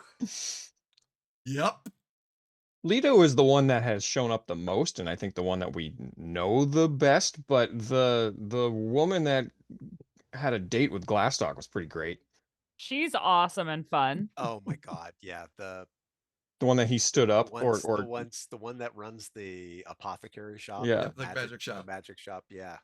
Yeah, which again, the one he went on a date with a doppelganger. It turned out to be a doppelganger. Mhm. And again, my slow realization that this was not what it was supposed to be, and I was like, and I even took precautions. Like I purposely bought like Condom. a chain shirt so that I would have some armor on. I Yep. made sure I had something I could use as like I wasn't taking any chances, and Jay still pulled the wool over my eyes, and I was like, fuck. If you're gonna throw one doppelganger into the party, You Why gotta not throw 7? in. Why not 2? Because it fucks everyone. Because if Which- they're looking for 1, they're not gonna see the other. You brought Which- 3 so far. Yeah, Oh, which man. that was when we were still playing D&D. We hadn't switched to Pathfinder yet. Uh, And specifically after we switched, Glastoc took a spell called Instant Armor, where he could summon his armor to him automatically. And I start every session with that spell already burned, so that I can always summon my full armor set to me, no matter what the situation is. And I it's like to imagine that specifically the- because of that. I like to imagine that when you do that, it's either like Wonder Woman where she spins around Right. and she becomes herself, or like Rainbow Bright I like Sailor Moon. or myself, Sailor so Moon. I like That's what I that. meant. That's what I I'm meant. Team Sailor Moon. Yes. Yeah, let's transformation. get it. Yeah. Glastoc I is was a all magical girl. Ultraman. Like he holds up his weapon, he's like, "Hayata!" and then the Yep, arm there's comes on. so many, No. so Power many Rangers. great Power options. Rangers. Yeah, man. Yeah. there's but that Morphin' tells you time. how Jay as a GM has traumatized us as players, to where Glastoc has a spell and keeps it permanently burned where he can automatically summon his armor to him. So Bitchin'. That's badass. My favorite character is Tib. At least it was before he got No. you mean the father of your child? Yeah, You know, him. That story arc, I have to thank Carrie for, because that entire little weave of how the timey-wimey thing worked out was beautiful. When the realization that He was like in the coma and he came out and he wasn't himself, and that was heartbreaking. It was bullshit. well, no, But I mean, it's good and complex. Braddock's assistant. Remember where I kept on saying he kept on coming up to you, looking at you, and running away? Those were the Easter eggs. That was Brynn's son. Yes, And yes, yes. then when you went timey-wimey into the future and that 50-year-old man brings the box to you to get you back, and Saltmarsh at the time is getting completely destroyed, and you get sent back to the past. When I said his eyes look like your father's, and you went, and that's the realization that, oh, that's your kid that sacrificed himself. Fucking fuck. I can change this. It's still unwritten. Yes, you can.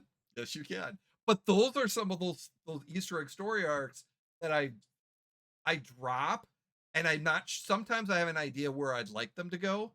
There are other areas where I'm kind of like, I'm just gonna let where they go. Like with Talico's jacket, I was like, because I knew Josh was coming, I was like, okay, that's a story arc. How does someone, like with the timey-wimey stuff, how do you deal with? Do you deal with it? Do you share that knowledge? The people, the adventuring party you found in the mine, and you eventually go back in time and you run into them at the Wicked Goat. And you're like, do you say anything? To me, those are those situations where it brings an interesting chaos of like, what do you do? And then how does that story arc, evolve? Speaking of, what other fuck you Jay moments are like bring out? Oh my god. There are 3 moments that I want. The realization that the first encounter of human Rocky outside the Rusty Dragon, when the 3 assailant in dark armor were attacking, and the realization that those are family members. And then Timon, the fact that when I indicated, when you point your bow at this one wearing clad, Timon, the humanoid that's standing over there, has eyes. It looks very familiar. And just how Bill just went, I move my crossbow over. So That sucks. That sucked. Yeah. It's like Jay's favorite part is when everybody goes like, "Oh, fuck yeah." That's what he lives for. It nourishes him. for it. Yeah. Absolutely. does. It up. and I don't know if it's my psychological issue that I have of being a GM and power control, but I I tell the think what it, story. as a forever GM, I think what it is that one, almost every GM suffers from some level of imposter syndrome, right? Where it's like, oh my God, I'm doing all this thing. Does anybody know? Do they notice? Do they care? I don't know. I try to put this thing out there. I gave them this story thread. I try to drop these seeds. You're like, because you're telling a collaborative story, but you're trying to make it a playground, right? And I think it's always different based on who your players are and the tenor of the campaign. But definitely in the natural ones, it's evolved into the fuck you, Jay moments, right? And I think what it is like that's the payoff, right? For all the work. And then when a thing happens and they're like, oh, God, because they realize this thing has been there the whole time, Yes. like a even eviler Sam Reich. Like it's terrible, right? But still wonderful. And like that's the payoff moment. Like in my home game, I finally, and I'm not kidding, after 85 sessions of them having an item, they finally used it. And I was like, oh, thank God, because I thought they just forgot they had it. And I talked to them afterwards, like, no, I was waiting for the perfect moment. And it was, right? And it's like, okay, oh my God, that felt so good. Right? So I get it, and I feel it, and it works, right? Because I think as a viewer, as a listener, right, seeing, especially as a viewer, like seeing the moments where Carrie or Jim or Jeff will, like, you can see it in their eyes and their face and their body language when the realization hits them, and it's really powerful from a storytelling moment. But like, it's such a good payoff, and I know why you do it. I feel you, Jay. I got it, baby. I feel you. It makes me feel alive a little bit, realizing that, yeah, and I do realize I torture my players at times, but I give you love as well. So it's a love-hate or love-torture. Okay. All right. The therapeutic GM side of me wants to call BS on that, but Yeah. I'm also not okay. being paid, so I don't know how much I care about doing the analyzing of There you go. Yeah. But it's all for the story. It's all for it. the All story. for the story. All for the It's story. Did it all for It's the story. telling a For the story. story. That's the Okay, biggest thing. speaking of all for the story, and this is something we can all talk to, how effing cool is it the effort Jay puts in to sending us physical props for an online game? Oh my Jesus. God. Yes. Holy Yeah, crap. that was cool. The thing with the fire. Oh yeah. The invisible ink. Yes. With the fire. My God. Just the fact that Jeff was, hey, I need to do something important and maybe do work or school or things that I don't remember how much he actually talked about. But he was gone. Yeah. So he was gone for school. And then he still had a presence because Jay brought the props and had all of that set up so that Jim and Carrie, so that specifically Glastoc and Brynn, So he was still in the had that story. presence and still had was in that story. So even though Jeff was not there, Aviro was still there, and that was amazing. For You guys those- were so giddy to open those envelopes every single time. So if I still for those of you fucking who have don't 'em. understand what it was, both Carrie and I got a stack of envelopes. we got that all kinds of were envelopes with wax seals on them. wax seals and just these very well done letters and stuff, and they literally had numbers, and it was like, okay, we'd be playing, and basically what it was is Jeff was in school, and so Aviro was not there, and we were sending messages that would appear as a letter in front of us. And Jay all of a sudden in the middle of a session would go, okay, Carrie, open letter number 2. Envelope number 2. Yeah, exactly. And not just in the middle of a session, in the middle of combat, at least once. Yes. Or in the middle of talking to a vampire bitch, and use it as collateral, as like, blackmail collateral.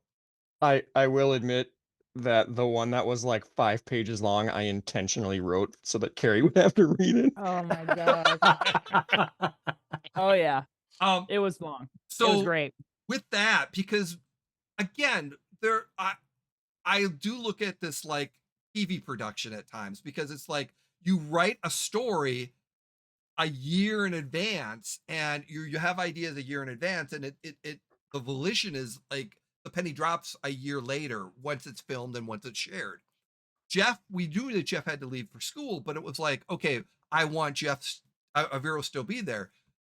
We started working on how could we do this, and we specifically dropped at the end of the library that he found the stationery of sending. We created an item specifically so that that's what the letters were in the next season when you came in, so that we specifically dropped that prop or that seed, the saying now Aviro has these letters that stationery is sending, and that's what was used, and that's what the letters were. So, but props Poor to Aviro was Jeff. stuck by himself in the past for over a year. I mean, he didn't do too well. He grew up a lot. he did, but Jeff, credit to Jeff for writing everything, and then I basically took everything he wrote, put him into different processes, and then created and then sent them off. But it was Jeff who came up with all that info. And hats off to Jeff, because if you haven't been following recently, and his puppy dog following of Pepper, his writings and his musings in His journal. Oh, that, right. that I've- Brynn keeps stumbling across and reading have been amazing. I love that Jeff so frequently is just like, "Hey, Brynn, do you happen to look on the nightstand? Oh, hey, his journal. Oh, hey, there's that journal just sitting there. It's Hey, almost like hey, I have Brynn, if you're leaving the room, you might notice that just beside the door, it's Aviro's journal." Oh my God. what? Just because I have a Google Doc that has 8 different entries on it, and I make her roll a die to see which one she gets. What? What are they? Did I rewrite song lyrics to? Yes, and they're About just Pepper? been, What? they have been absolutely amazing. Gold. Just seriously. Gold. Definitely. Yeah, Averill, I don't think you've heard any of these. I'll have to send you some. I mean, I got one of them. We have I to remember. clip them. I got one of them. It's like books are like a book. Yeah, oh yeah. Oh yeah, Pour that some one. sugar on me. Yeah. Oh yeah, we were like, we're talking about bands. Like, yeah. I'll send yeah. them to you. I think Aviro needs to do them as like dramatic readings, and then they're like put out. You can send them over.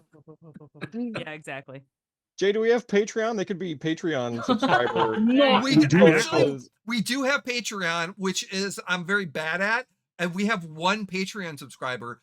Thank you for that one Thank Patreon you. subscriber. Let's start cranking out a shit ton of content for that Yeah, person. right. Let's do it. I definitely, Do it. Do you definitely want a copy of Avero's journal? It'll have everything he's ever written down. will do. Yes.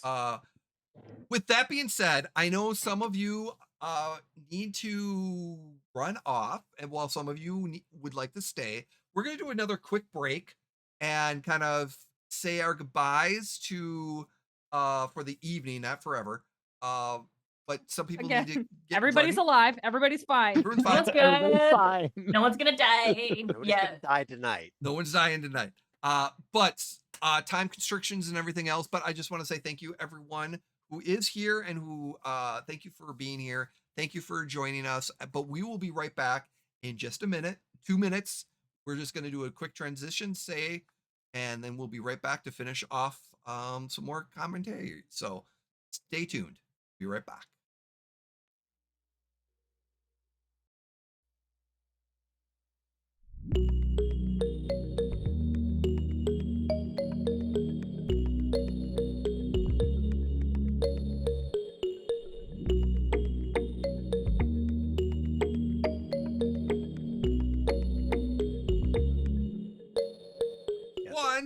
We're back. Ladies and gentlemen, we're back.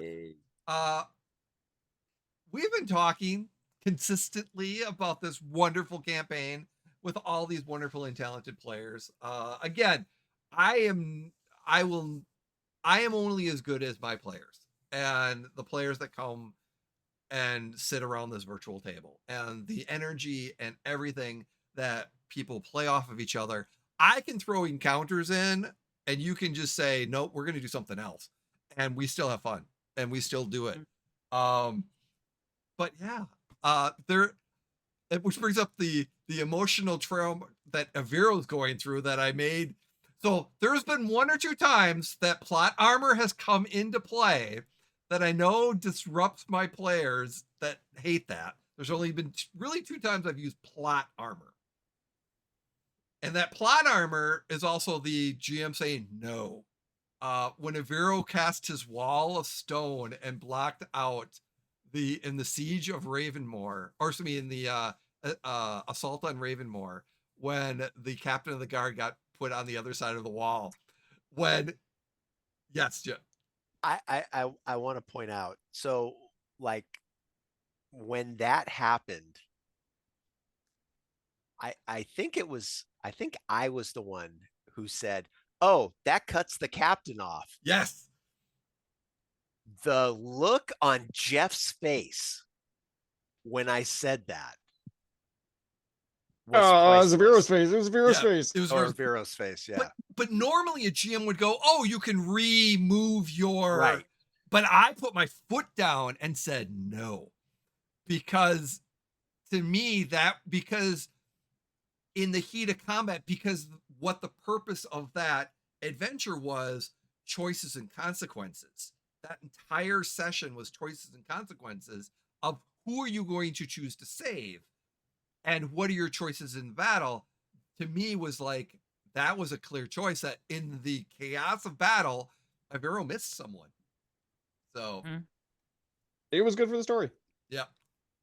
So, but was there any But other... really the last 5 weeks of Aviro's life have been pretty traumatic. Let's just put it that way. We have been picking on Aviro this Aviro's having a tough time. Yeah. I don't know, 3 weeks? How long has it been since we burned down the Lich's house? How long has that been? It's been 3-4 weeks now. 3-4 weeks, yeah. Yeah.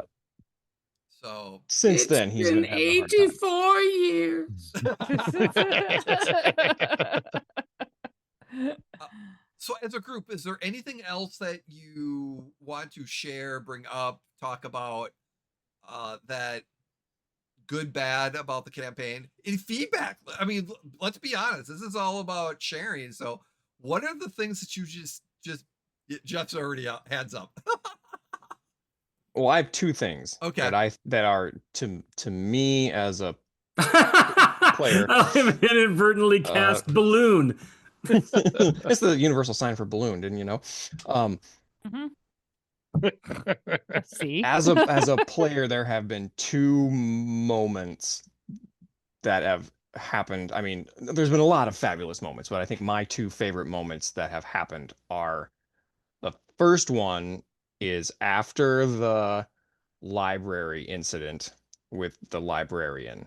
The conversation when Brynn asked Glastoc about being violent was at that time the single most heavy conversation, and is still probably tied with one of the heaviest and most serious and heartfelt conversations. And my massive hats off to both Carrie and Jim for playing that scene, because it was epically cool, especially to watch. But to have that moment happen was the first time that I noticed, holy crap, there's legitimate storytelling being told here. Like, I don't think it's any secret I play Aviro as kind of a goofball.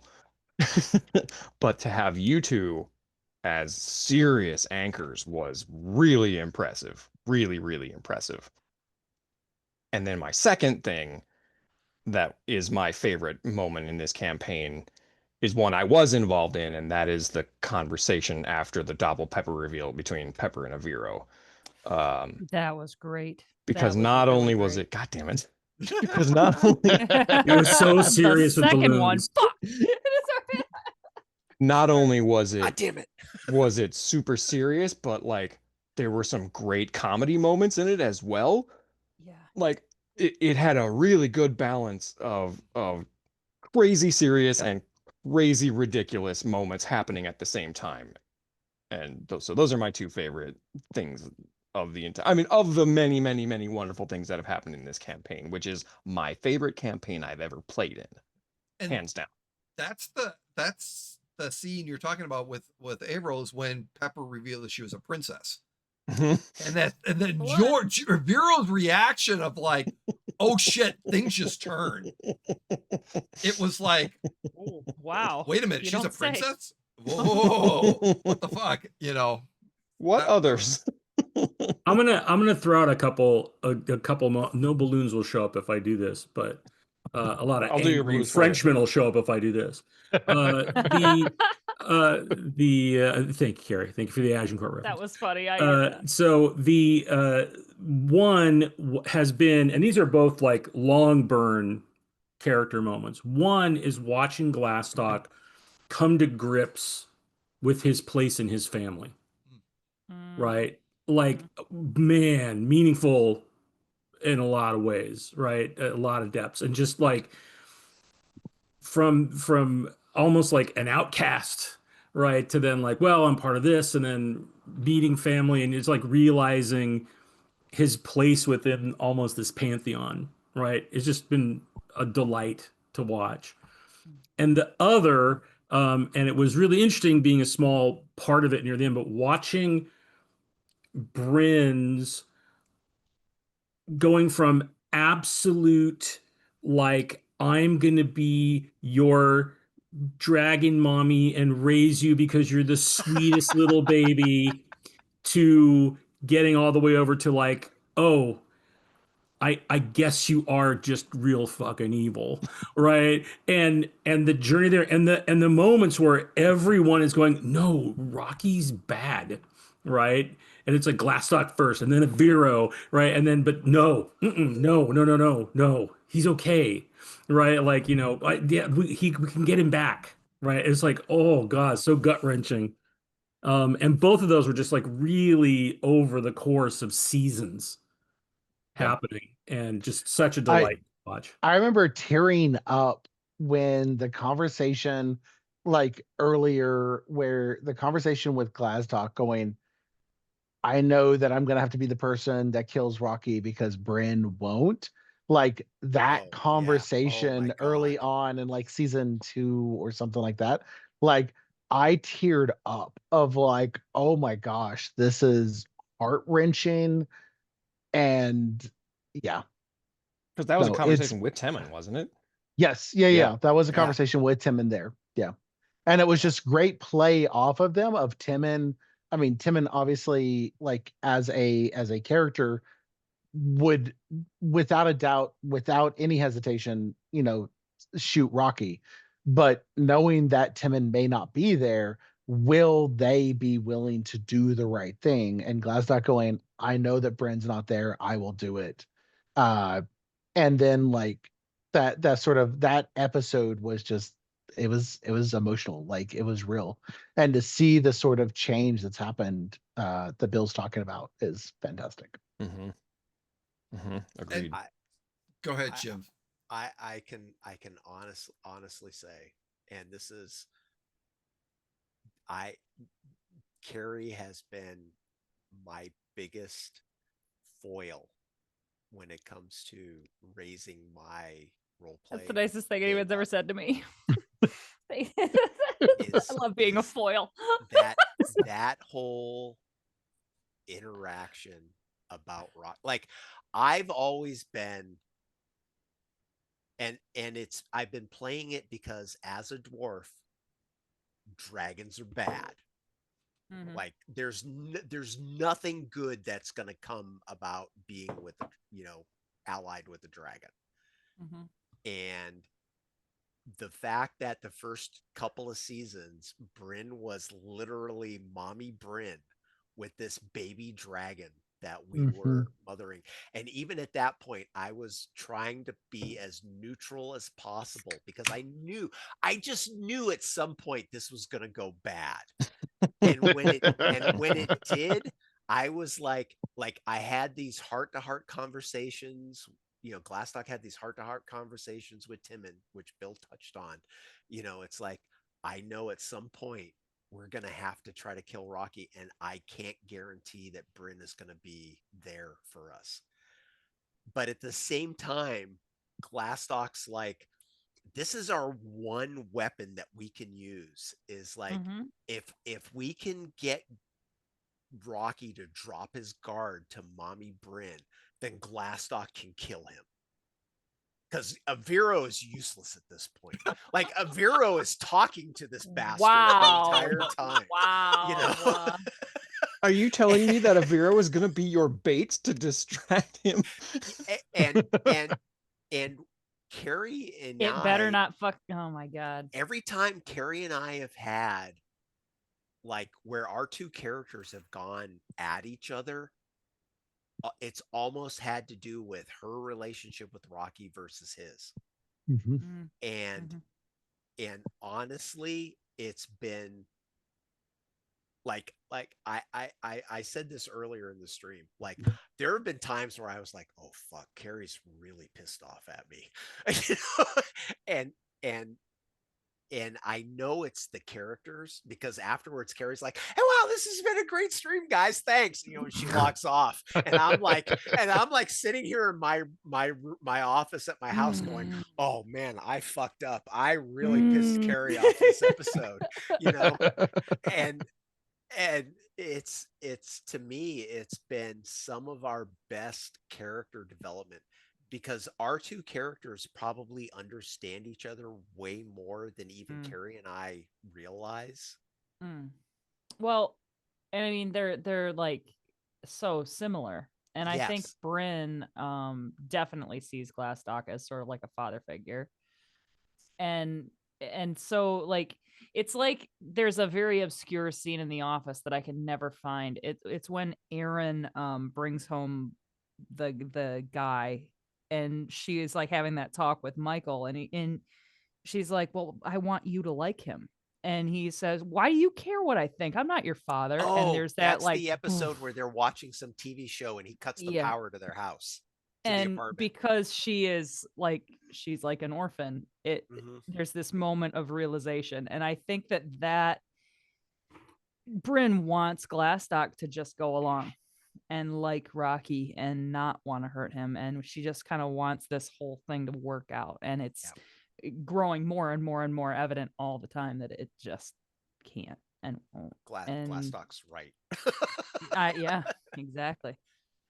I will say that one of the things that I did at the beginning of the campaign when I introduced Rocky is that after each session, I would roll a d20, and it would be how would Rocky, and I said, if I roll a nat 20, Rocky falls in love with the group, specifically Brynn, or that. So each session I would roll.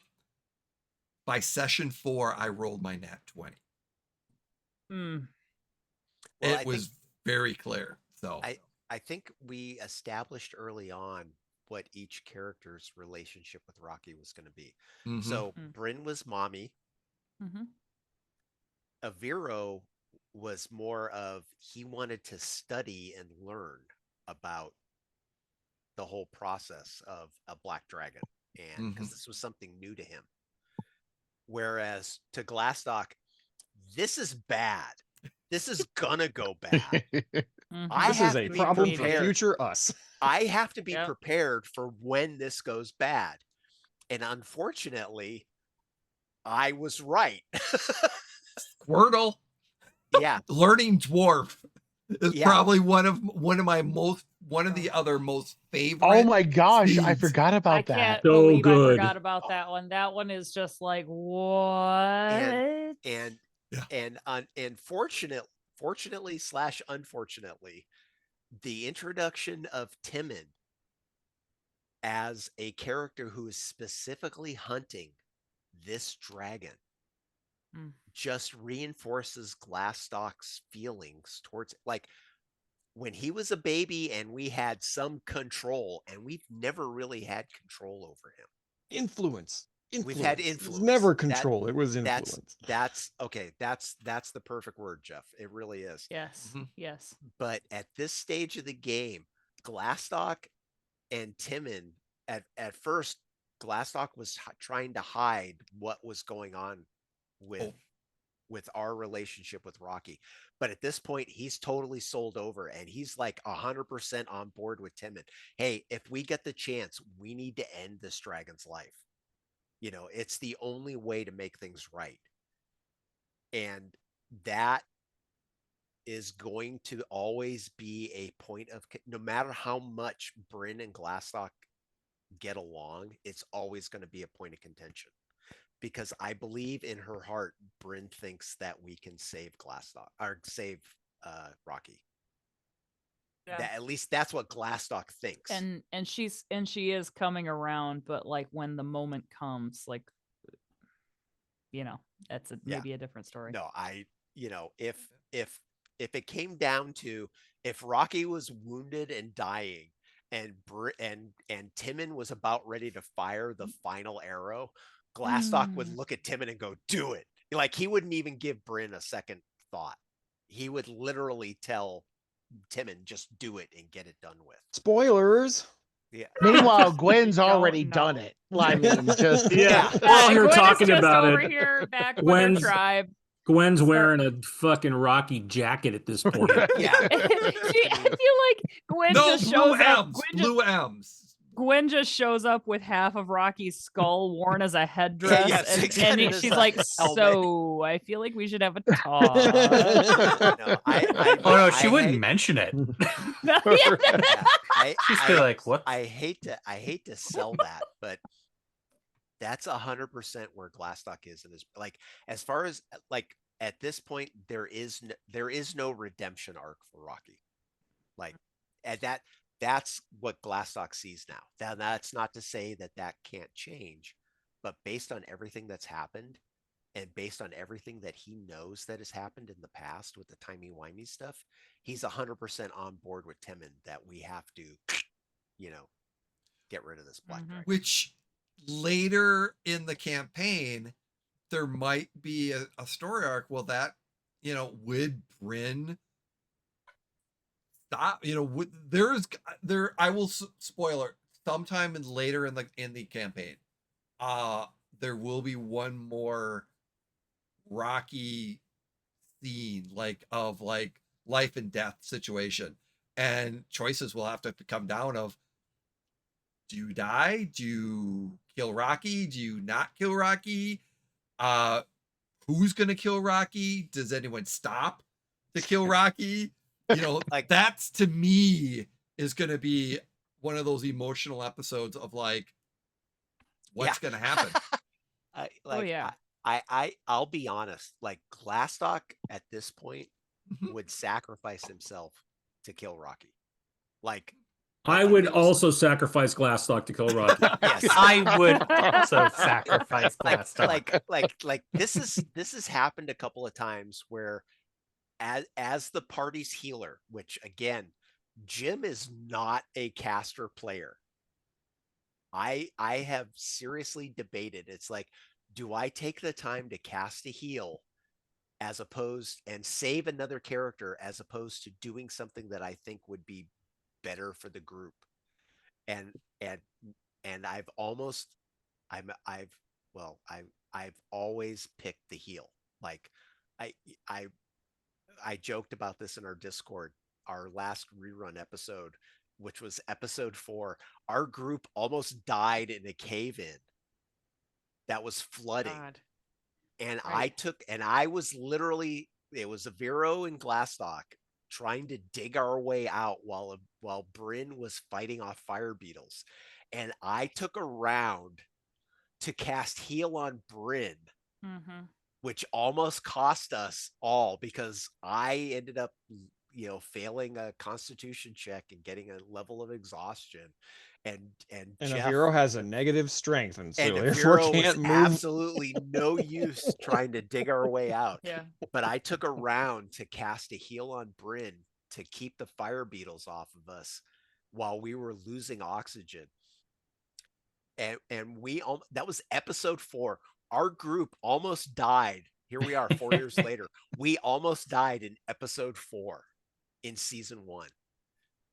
And now fast forward these 4 years, I wouldn't think twice about, like, if it was a choice about between killing Rocky and saving one of the characters, I hate to say it, Glastoc would probably try to kill Rocky. It doesn't seem like you hate to say it because you've said it I know. 10 times as we've sat A here. couple of It times. seems like you kind of like saying it, but it's whatever. It's fine. But that's I'm sure character that- growth. I mean, Yeah. that's character development and It is, story it is. arc. Is it So- growth if that's their position since day one? No. It's can grow character negative- expression. It's solidified. Well, I was okay with Rocky when it was early on, but I Yeah. was just always cautious. But the whole You were thing very since prudent. Squirtle, it's been very. Oh. No, this is bad. You've been very prudent. Again, that is and I've made clips, an extended clip of learning dwarf and the introduction of Squirtle. I dropped the little Easter eggs of like, oh, I've learned gnome. You find a dead dwarf, and just these little breadcrumbs until the like Brynn is like, oh, tell me it's so innocent. And then it's like the realization of, oh shit. that was just beautiful on how you guys were just responding to that. Mhm. And honestly, Glastoc feels bad because he feels responsible for the fact that Rocky got captured by the alchemist. Mhm. He Good. That was where Rocky, and in Brynn's mind at least, that's where Rocky like turned. Like, Oh, it yeah. would Well, have no. all been fine. and Glastoc realizes that, but I as a player feel bad because I bought into that. You know, I said this is what we Mhm. should do, and it backfired. Mhm. And so that's part I'm willing to of- bet that was going to happen regardless of Oh, any I'm of our outcomes. Well, I'm yeah. sure you're right, Jeff, but that doesn't We don't know that. change. It doesn't Mhm. change the fact that that's how Glastoc feels. Oh, That no. he's and that's part of what's driving him to the fact that we need to, Rocky. So I'm gonna share a spoiler. No, don't share any. No. It's already happened. So there's no change that can Behind it's the scenes. uh, It's a behind behind the Darth scenes. Behind the Vader scenes. is Luke's father. Yeah. That's Yeah. the What? story we're gonna share. What? What? Gonna drop it. So in Like the it's The hot. Titanic original, sinks. in the original story arcs that I was looking at, Rocky, that was that plot armor. Rocky's gonna get taken away. Rocky's gonna turn a little bit. You went timey-wimey. You went into the past.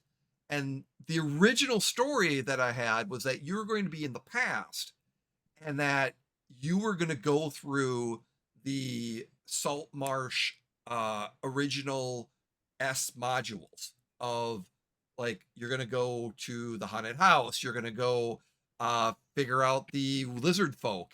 And then you're going to destroy the Sanguine, Sahagin.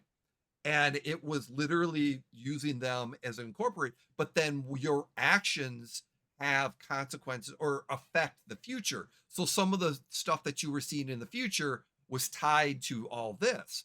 So that was, and one of the original things that Rocky was at the lizard folk fortress and was used, and you would have ran into him in that second module and reconnected with him, which would have possibly turned him back to good. But because of the timey-wimey stuff, and we went from D&D to Galarian and Pathfinder, that entire story arc changed.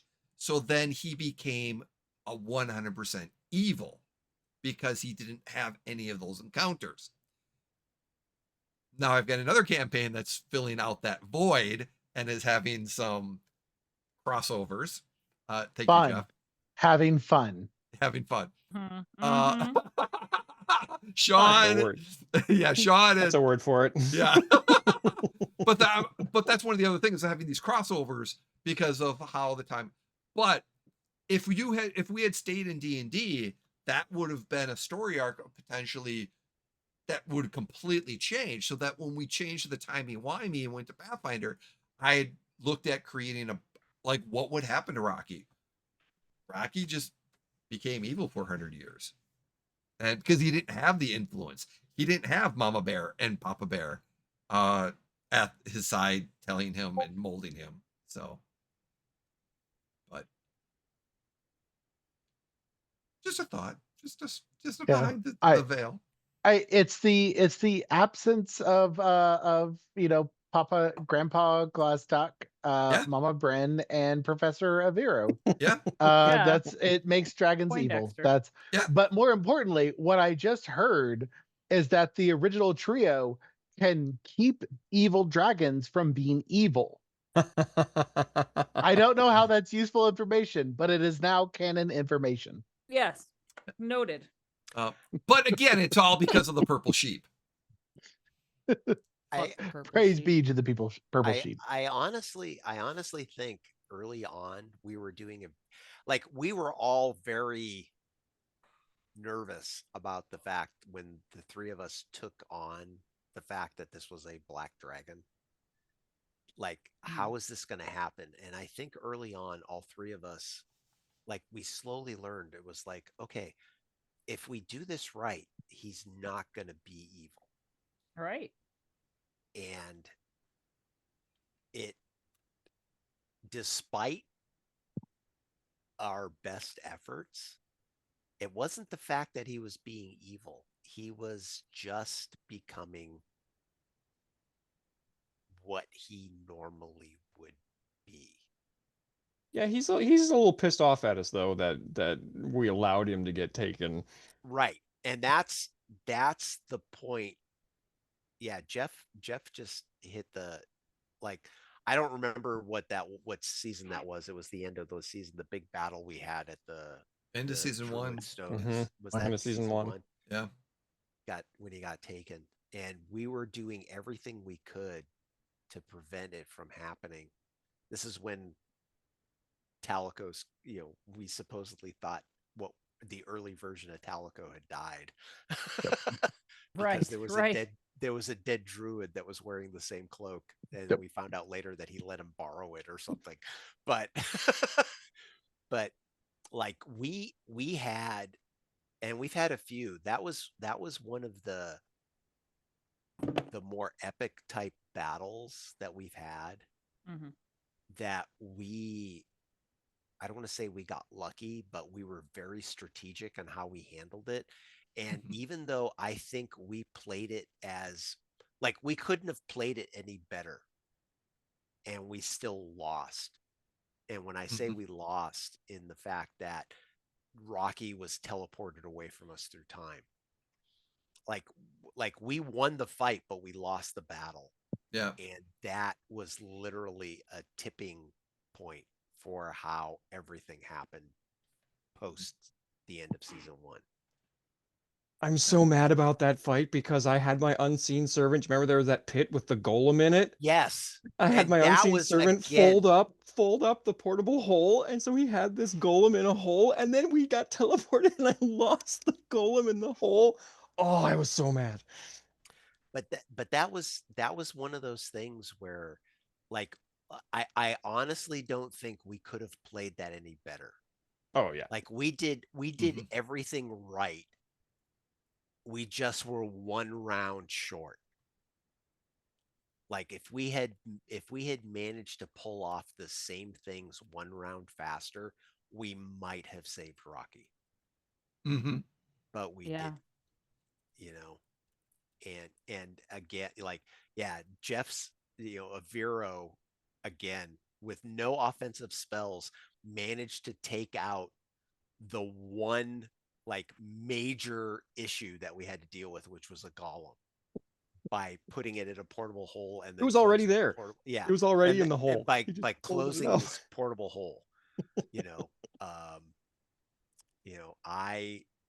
Glastoc got lucky with a thunder wave spell. This is when we were still playing D&D, and knocking their healer out of combat off the cliff, the 250-foot cliff. which really changed the point of battle, because then there was no way that they were going to be able to heal themselves from any damage. It was like we couldn't have played that any better, and we still lost in the long run. Right. It's like the Picard quote, like it is possible to commit no errors and still lose. Exactly. Mhm. No, that's perfect, Carrie. That's literally like we couldn't have done it any better. And Yeah. it's not because Jay said, haha, fuck you guys, you're gonna No, lose it this was fight. just the No. nature of the beast. It was just the nature of the beast. Yeah. Dice don't lie. With- and sometimes when you roll crap, hence the natural ones, the first episode, it tells us better story. Oh my So Yeah. tells but Yeah. we unfortunately we have to wrap this up. Is anyone have a quick 1 minute, last minute share they would like to do? Yeah, just thank you guys for continuing to do this and for including me, and Jay specifically, thank you for the invite, and guys, thank you guys for being here and making an amazing story. Right back at you. Yeah. Seriously, every single person that plays in this campaign is fabulous. I mean, seriously fabulous. The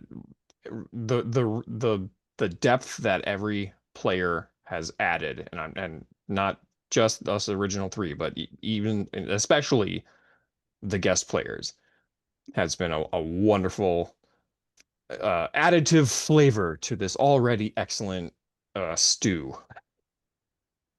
Every player has brought their own MSG to the party. If Exactly. You will. The Exactly. flavor enhancer. Whatever, it's been okay. Well, I would next year. I am looking at figuring out. So Gwen will be returning. Yay! Because Yay. there is going to be one specific shard location that you will need Gwen. And Gwen's divine power. That's not ominous at all. Bring me the as shard. As Gwen is the most, like one of the Combat most oriented badass fighters that we've had in the I mean, group. you could go without her, but it's going to be a lot tougher without her, and you could die. I will also spoil and share that I'm looking at exploring some more background stories, specifically steel cloaks, and a little bit of a Starborn, or at least Academy, the Academy and Aviro. Academy time. And there might be some more Brynn stuff coming, some Broad River stuff in the future. But I don't know. Brynn has had a lot of backstory stuff. I mean, she had a kid, which sure did. slowly got revealed, and again, I hate to say this. I feel like I've dominated some of the conversation and stuff, but I feel so blessed with this group to be able to do this. Again, that's one of those times where Carrie and I had like a serious heart-to-heart when Glastoc realized that Brynn had a kid. And I honestly think Glastoc and Brynn have some of the best interactions when almost nothing is said. Like it's just them drinking. Yeah. It's always drinking. Yep. Yeah. Because that's their one commonality. It's really Glastoc fucking shit up, Yeah, Glastoc knows that that's his one way of getting Brynn to lower her defenses, is like, let's have a drink and just sit here and think and be together, Yeah. Bill, anything else you want to share before we take off? No. Wow. I will say You left it all on the field. I left it all on the floor, man. Look, I will say this. Left it all in the game, coach. Jim, I left it all in the bottle. It's all good. So one of the things that Jim just mentioned, and is very true, is that this group of people, this cast, this show is compelling if no dice hit the table. And that says a lot, right? I will just sit and show up for 2 hours of y'all just being these characters Yep. and living in that world. And that's a huge ups to not only Jim and Carrie and Jeff, but to Jay as well for providing like such a rich playground for you all to do this in. So, you know, that's the best part. I just Yeah. feel like fortunate I get to drop in every now and then and be some obnoxious little gnome. But mostly I just get to watch and have a great time as you know, a fan. Which again, figuring out story arcs when we get Timon and Talico, we'll be looking at returning sometime in the future. When we Figuring out kill a when. goddamn dragon, that's when. That's you know what? There is going to be an opportunity sometime in the future that is going to have possibility. So bring everyone back together. You might have the final showdown, so to speak. We'll see. Final showdown. And with that, we are going to end this wonderful and beautiful stream. This session of our anniversary. Thank you everyone for joining us. Thank you for watching us on the VODs. Pick up our YouTube with all the shows. We are on Tuesdays. We are running our season 1 for a while, and we're gonna get through season 1. So it's kind of a rerun episodes and go from there. But thank you again. Thank you to all these wonderful and talented players. We will see you on the, let's see, that's 5th. We'll see you the 19th for the next Legends of the Natural Ones. Yeah. From there. And So, thank you for watching. Yes. take care, Viewers everyone. like you. Viewers like you. Be kind. Don't be an ass. Don't be a jerk. Don't be a negative. So take care.